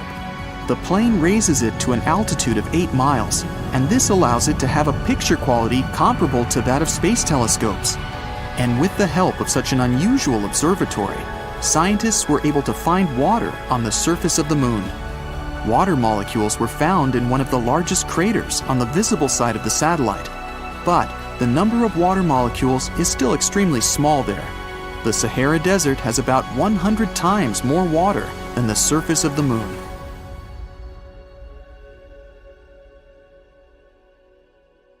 Among all the planets of the solar system, our Earth is unique, since it's the only one that has developed life. But what if we got a competitor? What if a second Earth appeared out of nowhere? Then there would be two different scenarios. The first is the destruction of both planets. And the second has an unexpected but pretty logical ending. But let's start with the catastrophic scenario. The second Earth with the same conditions could only exist if it received absolutely the same amount of sunlight as our planet. The orbit that our Earth follows is perfect for getting the necessary amount of solar heat. If we were a little further away, the entire surface of our planet would resemble Antarctica. And if Earth were a little closer to the sun, we'd all live in a huge desert, inhabited by very few living beings. So, for the second Earth to be identical to ours, it would need to follow the orbit of our planet. Two massive objects can exist close to each other. The union of Earth and the Moon is a great example. But if the second object was as heavy and huge as our planet, there wouldn't be enough space for both of them. The gravity of two Earths would be a huge problem. The two worlds would collide because they would be pulled toward each other. This process would last for hundreds of millions of years. And in the end, the two planets would transform into one giant world. And their remnants would be flying around the newly formed planet, resembling the rings around Saturn. Or one of the planets would push the other out of its orbit. In this case, one of the Earths would hurtle toward the sun and burn like a match in its atmosphere. It's also important to remember that Earth is moving at a speed of 67,000 miles per hour at all times. This is more than 80 times faster than the speed of sound. And now, imagine two huge planets that are flying toward each other at such a speed. Even a microscopic organism living in the mouth of a volcano wouldn't stand a chance to survive the collision of two Earths. Even the Moon would be torn to pieces by the blast wave. But let's imagine that Earth's twin is following another orbit, somewhere between Mars and Earth. Even in this situation, people's lives would change forever. By the way, the theory that Earth might have a twin appeared long ago. Scientists of the past believed that the second planet could be hiding on the opposite side of the Sun. Thanks to modern technologies in astronomy, we know this theory isn't true. Otherwise, our telescopes and other equipment would have already caught some signals from this planet. Scientists study space objects thousands of light years away from us, so they would definitely notice another world in the neighborhood. But anyway, let's imagine that the second Earth does exist, and we've discovered it recently. The entire field of astronomy and astrophysics will immediately receive hundreds of billions of dollars in funding. The study of Earth's twin will become a priority goal for people. Experts will put forward hundreds of hypotheses about what the second Earth looks like and what's happening there. The planet is almost at the same distance from the Sun as we are. This means the weather must be the same there. Soon, scientists find out that Earth's doppelganger has liquid water and continents, but they aren't like ours. Their shapes and location are different. Most likely, life exists there too. But what is its origin? There's a hypothesis that life on our planet appeared thanks to amino acids brought here by a meteorite. It's highly improbable that the same thing happened to another world. Life most likely emerged there in a completely different way. Perhaps the fish didn't get out of the water on that planet, and the first intelligent creatures appeared in the ocean. These could be amphibians with scales and fins, or octopus-like monsters with huge tentacles. Fish on the second Earth could have come out of the water and grown limbs. But what if they didn't like walking on the ground? Then, this world might be inhabited by intelligent bird people. Or, life could have originated deep in the soil. Then evolution would create humanoid moles or highly developed worms. To find out for sure, scientists send a rover there. A similar mission to Mars was a success, so there shouldn't be any problems with this one. People on Earth are waiting. What will the rover find on the other side? It will take several years for the ship to get there. Strangely, 2 days after the launch, it returns. But wait, this is not our space probe. All this time, the inhabitants of the second Earth have been watching our planet too. At one point, they also sent a probe. It's made of the same materials as ours. It has a camera and a recording device. But people are worried because the rover looks similar to a mechanical spider. Can it be that giant tarantulas live in that world? Scientists understand that we need to communicate. We send our guests a radio signal with some information about our civilization. They catch this message and send their own. It contains strange symbols that resemble scratches. Linguists all over the world are trying to decipher it. Meanwhile, astronomers send the guests a recording of human speech. A few days later, our satellites catch a message from our space neighbors with their voices. Scientists are about to play the recording. The whole world is listening with bated breath, and it's a growl. A terrible and absolutely incomprehensible growl. It has pauses and an unusual rhythm, but it's nothing resembling human speech. The whole planet is panicking. All countries are preparing for an invasion. The most important thing now is to build shields to protect the planet. No one can decrypt the message. It's possible that our neighbors can't understand us either. People make a last attempt to establish some contact. We send a video to explain to our guests with the help of gestures and signs that we only want peace and collaboration. The answer doesn't take long to wait. Our satellite receives their video file. Scientists play back the recording, and it's shocking! We see dinosaurs in robotic suits! Life on the second Earth has been developing in the same way as on our planet. But the infamous colossal meteorite didn't fall there. Over millions of years of evolution, dinosaurs have become sentient. In the video, they're growling and pointing with their claws at the picture of our Earth. Then they start growling even more loudly, and is it laughter? The recording ends. People consider this the announcement of the invasion. Several years have passed. During this time, scientists have exchanged messages with dinosaurs several times, and it seems we're beginning to understand them. It turns out that the reptiles also want peace. They say that their planet was once inhabited by humanoids similar to humans, but a massive flood wiped them away. Dinosaurs managed to survive and evolve into intelligent beings. It will take many years before people set foot on their planet, and when this happens, humanity will feel relieved, realizing that we're not alone. But what if there was no intelligent life on the second Earth? People would also be happy. We would know that we'd always have another home.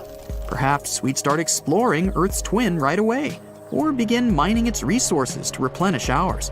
In any case, our lives wouldn't change immediately, because that land would be too far away from our planet.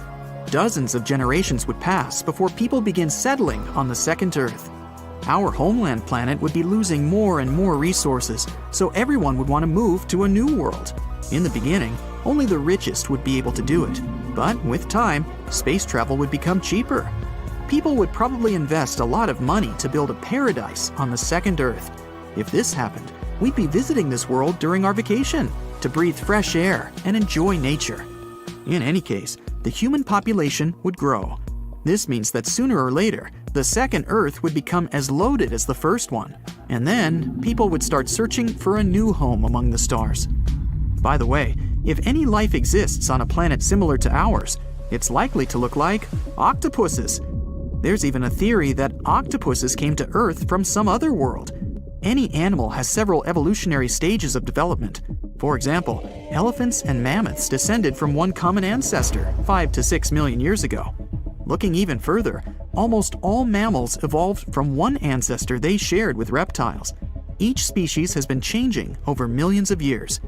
But not octopuses. They suddenly appeared on a family tree.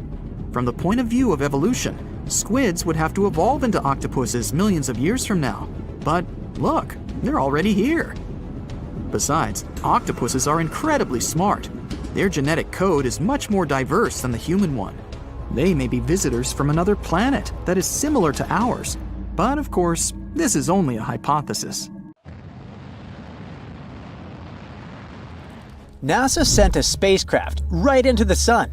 It's the fastest human-made object ever, and could cover the distance from Philadelphia to Washington, D.C. in just 1 second. The Parker Solar Probe's mission is to study our star's dangerous behavior. Scientists warn that massive solar storms are inevitable, and the consequences could be catastrophic for our planet. The spacecraft got 7 times closer to the sun than any other probe ever did. It managed to do so during its 20-second flyby to the star since its launch in 2018. Because our star is so massive, its gravity is really strong, like a giant magnet. As the probe flies around the sun, it uses gravity to go faster and faster and eventually picks up that crazy speed. As it got closer and closer to the sun's corona, which is its outer atmosphere, the probe had to survive temperatures of 2,552 degrees Fahrenheit. That's hot enough to melt many metals. It was protected from that heat and radiation by a 4.5-inch thick carbon shield. It kept the tools inside the probe safe and running at around room temperature. The scientists went to all this effort because they're hoping to solve a big mystery about the sun that's been puzzling them for ages. The surface of our main star is already super hot, but as you move closer out to the corona, the temperature shoots up to millions of degrees. And it doesn't make any sense because it's farther away from the sun. So maybe we could finally get some answers about this heat phenomenon. The mission is also going to help us understand something called solar wind. The sun is constantly shooting out tiny bits of energy and charged particles into space, like a never-ending breeze of electricity. When this solar wind hits Earth, it can create amazing light shows in the sky called auroras. The more active the sun is, the farther south you can see auroras. Our star follows natural cycles that last about 11 years. The activity goes from low to high and back down to low. Right now, we're in the solar maximum, the peak of the activity cycle. That's why we've spotted beautiful auroras in the most unexpected places in 2024. The downside to it is that the sun's activity can send out bursts of energy and charged particles that can mess up things like radios, satellites, and even GPS. It can be dangerous, especially for astronauts out in space who aren't as protected as we are here on Earth. Humans wouldn't feel the compression of the planet's electromagnetic field because of all the extra radiation, but power grids are really sensitive to it. If we don't act fast when it happens, the influx of energy will go into power transformers all over the world, disrupt them, and leave big areas without electricity. If this happens during a hurricane or a tornado, when communication is already super important, it could make it much harder for emergency services to communicate and save lives. That's why it's so important to learn to predict this space weather.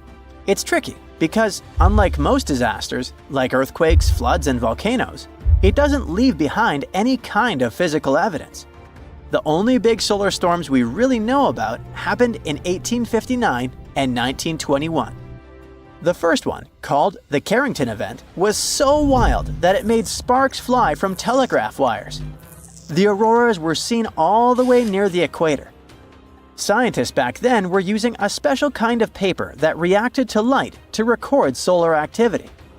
During the Carrington event, the reading from the sun went off the page, literally.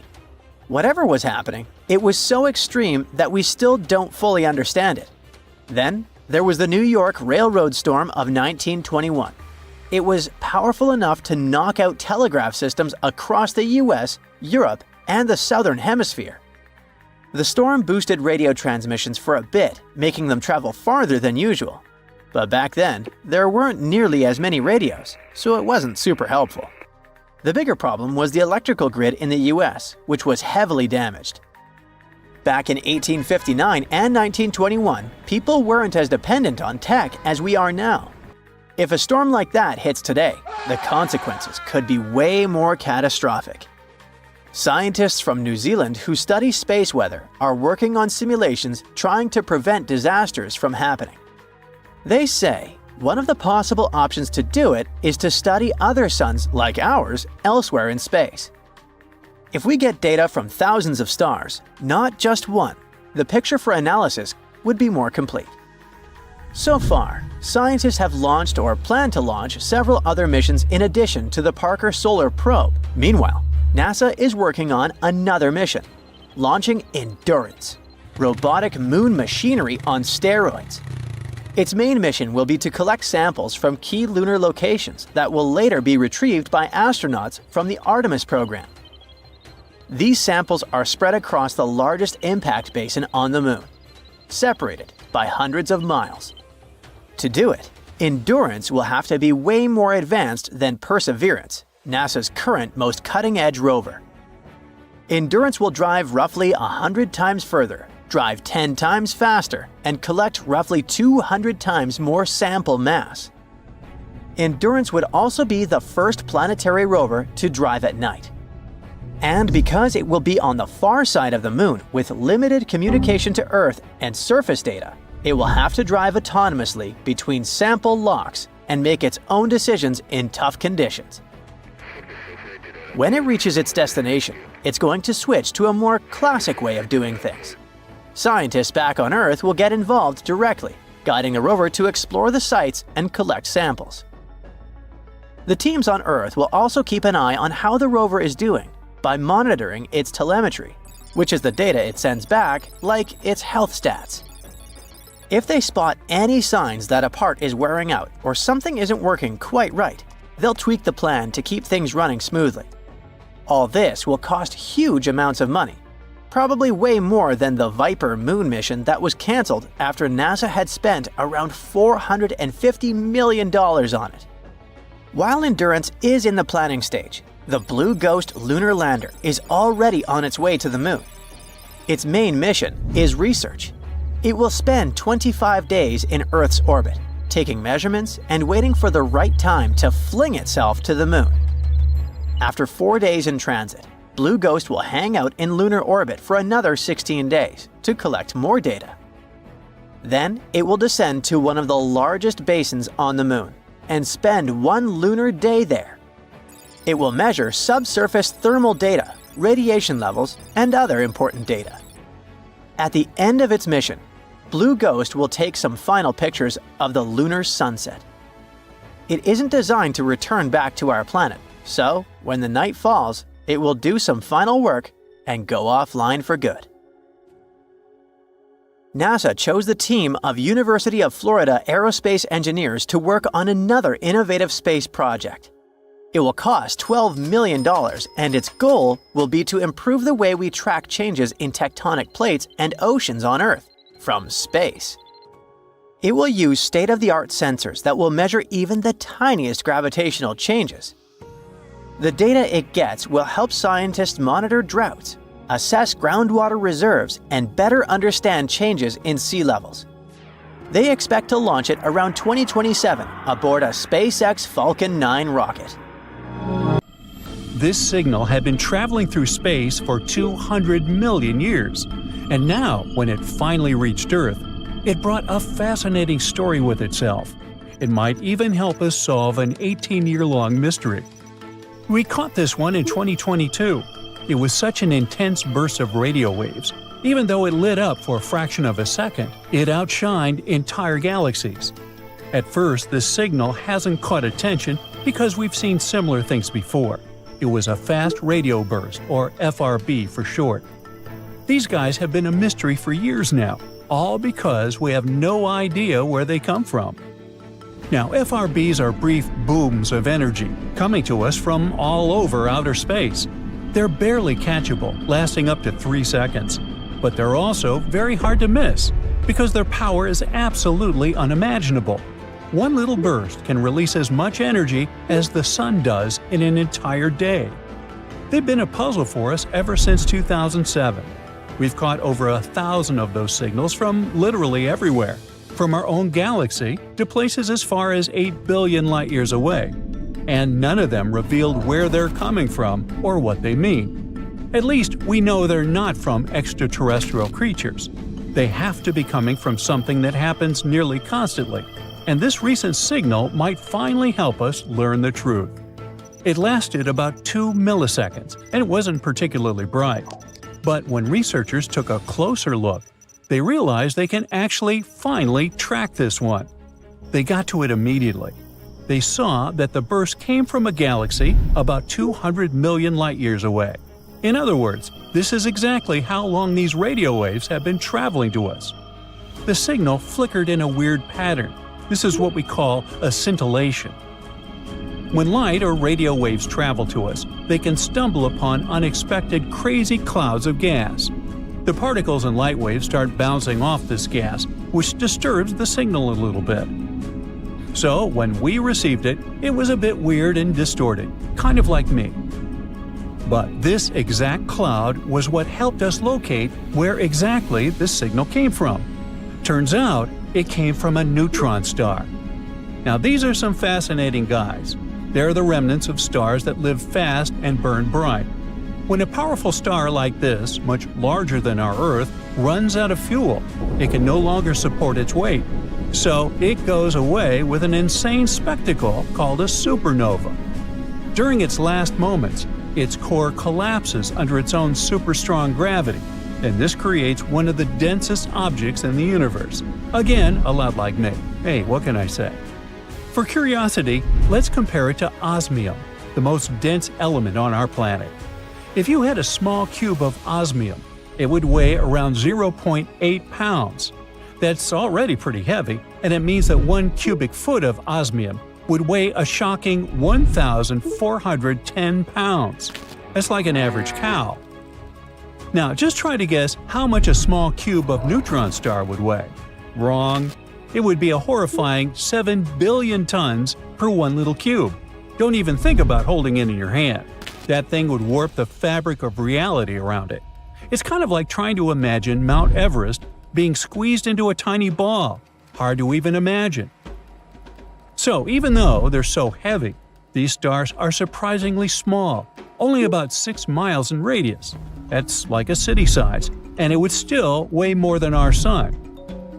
But if that's not enough horror for you, the neutron star we're talking about wasn't your regular one. It was a magnetar. Now, magnetar is a rare type of neutron star. When a neutron star is born, there's only a 10% chance that it will become one of those guys.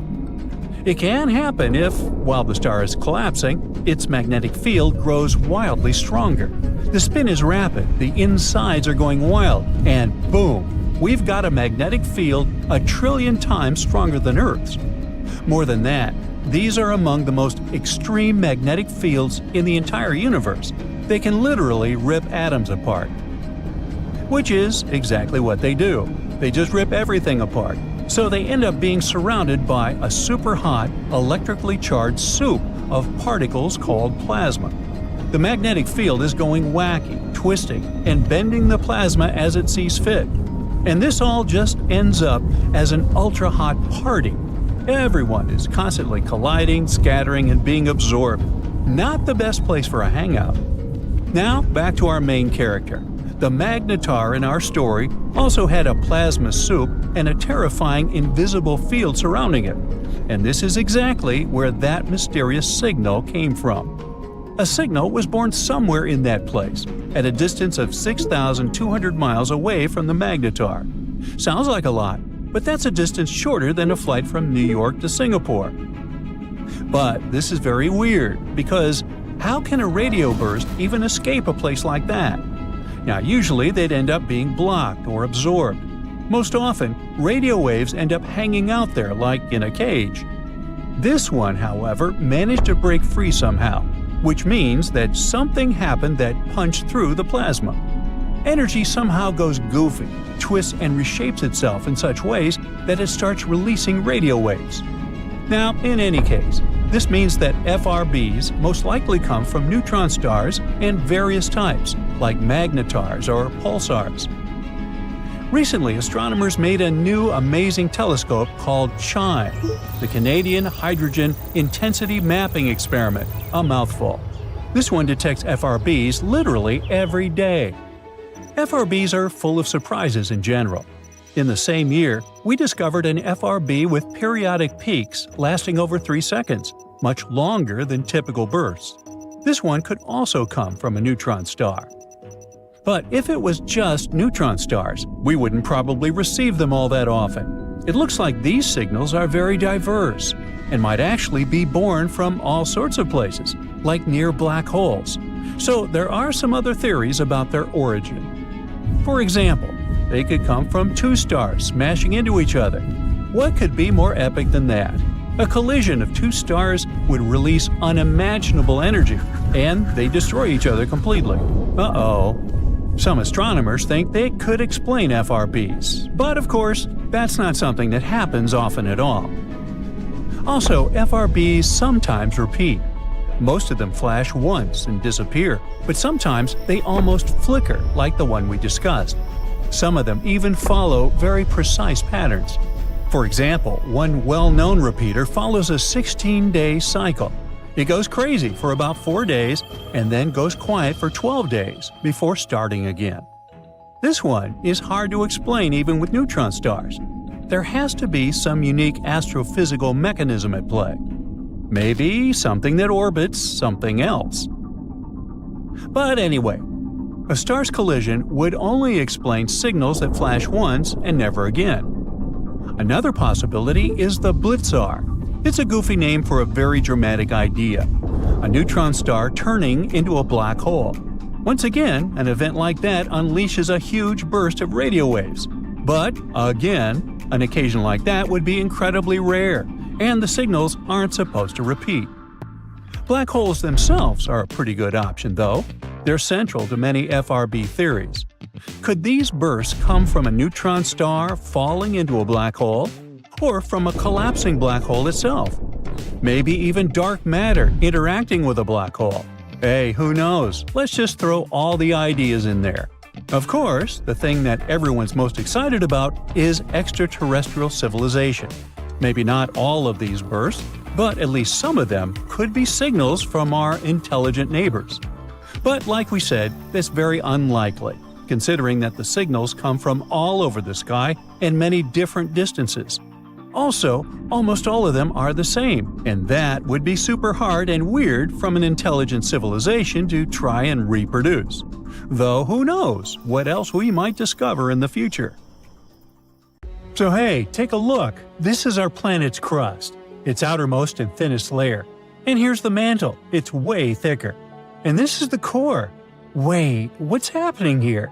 Uh-oh, the core is leaking right into the mantle. Quickly, we gotta stop the leak. What do you mean it's been going on for millennia? Earth's core is actually a very intriguing thing overall. Its unique properties, ranging from housing a mysterious metal orb to being nearly as hot as the sun's surface. Well, another one on this list of enigmas, apparently, our planet's core is leaking gas. I can relate. Is it dangerous for us? Is it going to boom if somebody lights a match? Well, not really, all because this gas is a rare isotope called helium-3. Helium-3 is a version of helium with 1 neutron instead of the usual 2. Most of helium-3 in the universe was created around the time of the Big Bang, so it's some pretty ancient stuff. As the solar system formed, this gas became trapped deep within Earth's core. Shielded from space collisions and other cosmic hullabaloo, it remained hidden in the planet's depths for billions of years.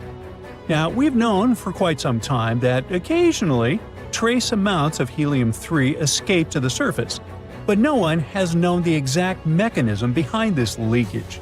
Until recently, the breakthrough came with the discovery of exceptionally high ratios of helium-3 and its more common counterpart helium-4 in ancient lava flows on Baffin Island. This island is located in Canada's remote Arctic archipelago. The craziest thing is that these findings have the highest helium-3 ratios ever observed on dry land. The research revealed significant helium-3 levels. It might mean that the volatile elements from the solar nebula, that's the cloud of gas and dust that gave birth to our solar system, have remained in Earth's mantle since the earliest stages of the planet's formation. The discovery was made in lava flows that erupted around 60 million years ago, during the formation of a new seafloor when Greenland and North America split apart. But hey, it was amicable. The research team, led by Forrest Horton from the Woods Hole Oceanographic Institution, used advanced techniques to measure the helium trapped in olivine crystals within the rocks. These crystals formed before the magma erupted, which helped preserve the helium as it rose from deep inside the planet. The scientists found about 10 million helium-3 atoms per gram of olivine. That's a shockingly high concentration for Earth. You see, Earth's core acts as a reservoir for helium-3, storing it since the planet's formation. Over time, small amounts of this gas escape into the mantle through processes like mantle convection. That's when the planet's rocky interior stirs and moves like boiling water. Magma plumes, which appear in the mantle and rise to the surface, carry helium-3 with them. When the magma erupts, most of the helium escapes into the atmosphere. However, some of it gets trapped in crystals within the lava. That's how scientists can later study its origin and movement. Now let's follow the journey of helium-3 in the Baffin Island rocks. It began at least 100 million years ago. Mantle plumes carrying the helium likely took tens of millions of years to reach the surface. It means helium-3 has been leaking from Earth's core for millennia. It also means that our planet most likely formed in a solar nebula containing helium-3 and other noble gases. Baffin Island is an ideal location for studying Earth's deep interior. Its volcanic rocks are remnants of ancient lava flows that erupted when the North Atlantic began to open.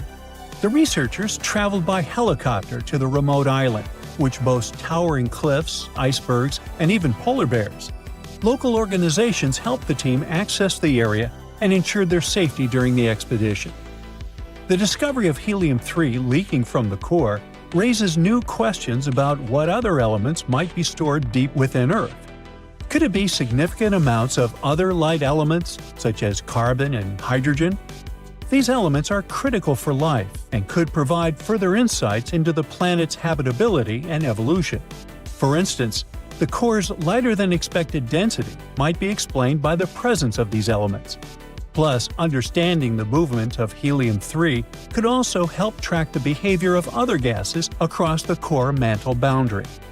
But this isn't the only unexpected discovery about Earth's insides. Let's go to Turkey's Central Anatolian Plateau. There, Earth's crust seems to be slowly dripping into the planet's interior. This process, known as lithospheric dripping, is still shaping the surface geology of the region. Lithospheric dripping occurs when the lower part of Earth's crust, heated to a certain temperature, becomes viscous and begins to flow downward. Imagine a thick liquid like honey or syrup flowing into a bowl. Now you get it. Now, speaking of Earth, it's been happening over a long period of time.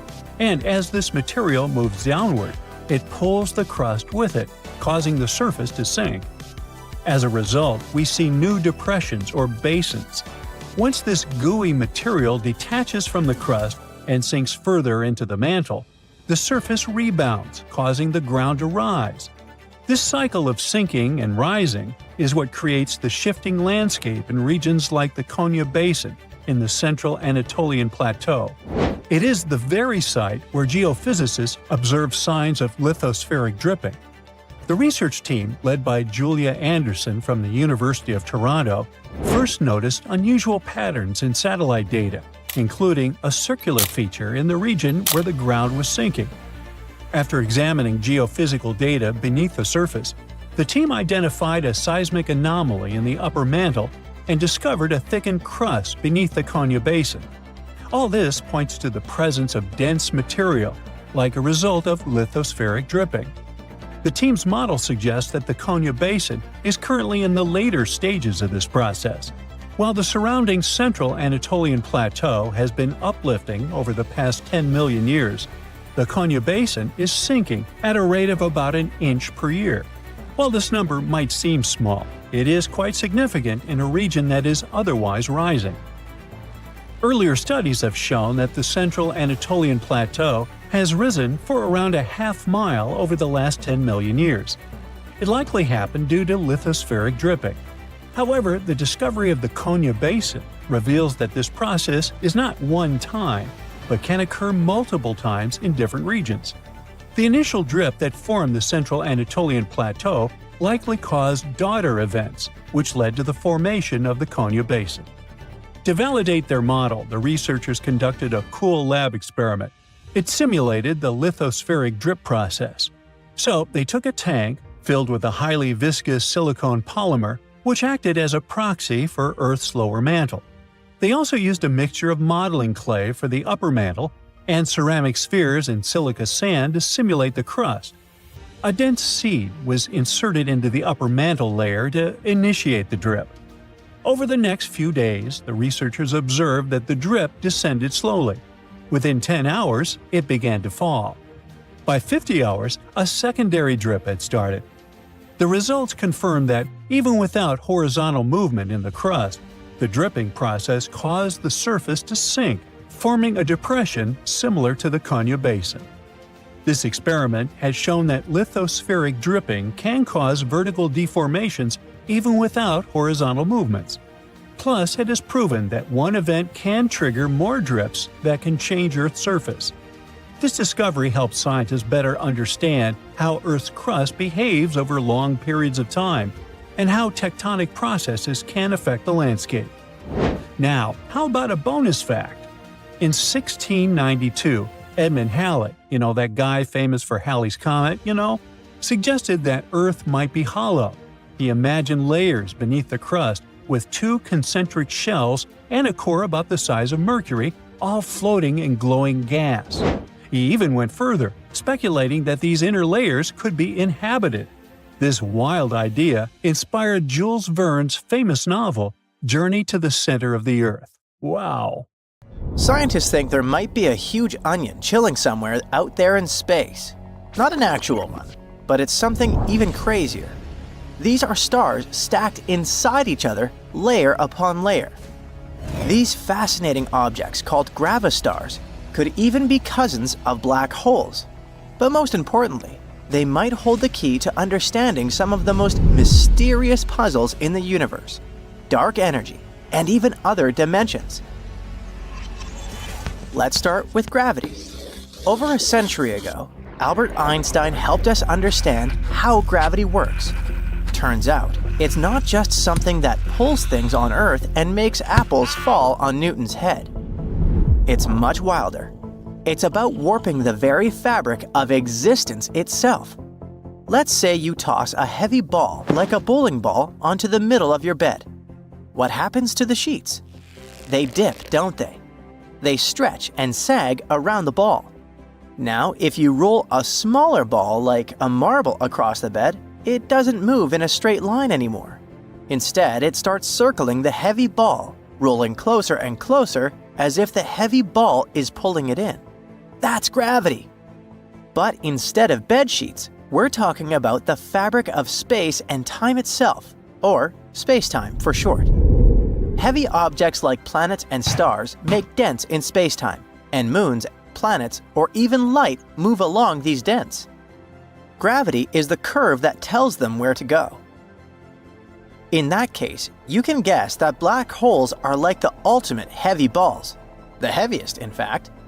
The gravity is so strong, it shrinks them, making them smaller and smaller. So tiny, they could fit in the palm of your hand, but with the mass of several suns. Some of them are like holding over 40 billion solar masses in your palm. It's ridiculous, but they basically create a bottomless pit in space-time with insane gravity. This area around them, called the event horizon, is the most horrifying thing ever. It's a point of no return. Once something gets there, it can never escape being eaten. When something falls past the event horizon, it can't climb back out, not even light. Which is why they seem like, well, black holes. But gravastars, they're something much weirder. Just like black holes, they're probably very compact. But instead of being tiny pits of endless gravity, they might have something wild at their core: dark energy. This is one of the universe's biggest mysteries. Dark energy, this invisible, mysterious something that seems to be pushing the universe apart faster and faster. It's like a polar opposite of gravity. While gravity tries to pull things together to slow down the expansion of the universe, dark energy is trying its hardest to make our world even bigger. Luckily, dark energy has been winning so far. Otherwise, we'd all be in some deep pit. But if we can explain the gravity with balls, then what exactly is dark energy? A force, an energy field. Something else? We have no idea. Scientists have seen its effects. They know that it's incredibly spread out everywhere, but they can't tell you what that thing even is. But if it's trapped inside of gravastars, maybe we'll finally discover the truth. This name stands for gravitational condensate stars. Gravastars were dreamed up by two physics professors, Powell Mazur and Emil Mottola, in 2006. They tried to think what else besides black holes could happen when a massive star collapses on itself. That's how they created this alternative. Think of it this way. Gravity pulls everything inward, making super heavy objects like stars shrink in size. The more the star shrinks, the denser it gets, and its gravity grows stronger. After some point, it can cross a critical threshold and become a black hole. But what if there was dark energy inside to counteract this? At the core of a gravistar, there could be a region filled with false vacuum or dark energy. This energy would push outward, fighting the gravity. It's like the unstoppable force meets an immovable object. Thanks to this, the star core doesn't collapse into a black hole. Sounds wacky. We don't know what dark energy even is, so how can it fill up anything? But luckily, even if scientists can't fully explain dark energy, they still have strong mathematical models to check how it works in our universe. So, they decided to test this theory. Here's where things get even weirder. The new theory says that gravastars might not be simple lone objects. Instead, they could be stacked one inside another. Each one is like a layer with its own dark energy bubble inside, surrounded by a thin skin of matter. The outermost shell would hold a smaller gravistar inside it, and that one could hold an even smaller one, and so on. It's like a series of balloons, one inside the other. The air pressure in each one of them is stable, evenly spread out. Thanks to that, none of them deflate. They coexist without one popping or collapsing the others. In the case of gravastars, the air is dark energy, and the rubber is the shell of matter surrounding it. It sounds crazy, but it actually makes this whole idea more realistic.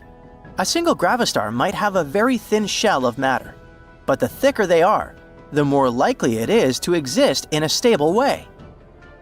And finally, the coolest part about them is that they could explain one of the biggest mysteries of our world: how universes are born. When a star collapses into a gravistar, the matter could theoretically implode through the center and create a new dimension. This would connect these objects to the Big Bang itself. Some scientists even speculate that dark energy could be the energy exchanged between our universe and a child universe that's created from a gravistar. Of course, these are all just speculations for now. But where are all those gravastars? And how do we test this? Well, physicists aren't sure either. They're more of a what-if thing than an actual object that they discovered. Those two professors just tried to imagine what would happen if gravity and dark energy worked together like this. For now, the LIGO, a big observatory which detects ripples in space-time, hasn't found clear evidence of gravastars. Another problem is that gravastars would only be stable in specific cases. For example, if they spin too fast or their shell will be too thick, they might start to wobble or break apart eventually, though it could actually take billions of years. Plus, even if we don't see them right now, Remember that this is exactly what happened to the black holes themselves. When Einstein published his groundbreaking theory of general relativity, another scientist, Carl Schwarzschild, took his equations and found a solution to them. And that's when he realized, if gravity becomes incredibly strong, the light wouldn't be able to escape, and this could create a sort of hole in space. Einstein even thought that this sounds too weird to be true. It took many years for us to confirm black holes' existence, and we finally took a photo of one just a couple of years ago. You might remember that blurry picture that blew up online? It was Sagittarius A star, an incredible supermassive black hole in the center of our galaxy, Milky Way. So that's why scientists approach gravastars so seriously. And since all the math checked out, which means that these objects are actually possible in real life. Now, we just need to see if they're somewhere out there. What's interesting is that they'd probably look like regular black holes. They could emit high-energy radiation as they consume matter. They might even produce something called Hawking radiation, a type of energy that escapes from black holes. In other words, it would be nearly impossible to tell the difference. But gravastars have a small trick up their sleeve. If their shell is transparent to light, they might bend light in a slightly different way than black holes do. So maybe if they check the way light is bent around the mysterious object, they could spot the difference. And even if it turns out that gravastars don't exist in our reality, they're still valuable to science. They still taught us more about gravity, black holes, and the limits of relativity. That's it for today. So hey, if you pacified your curiosity, then give the video a like and share it with your friends. Or if you want more, just click on these videos.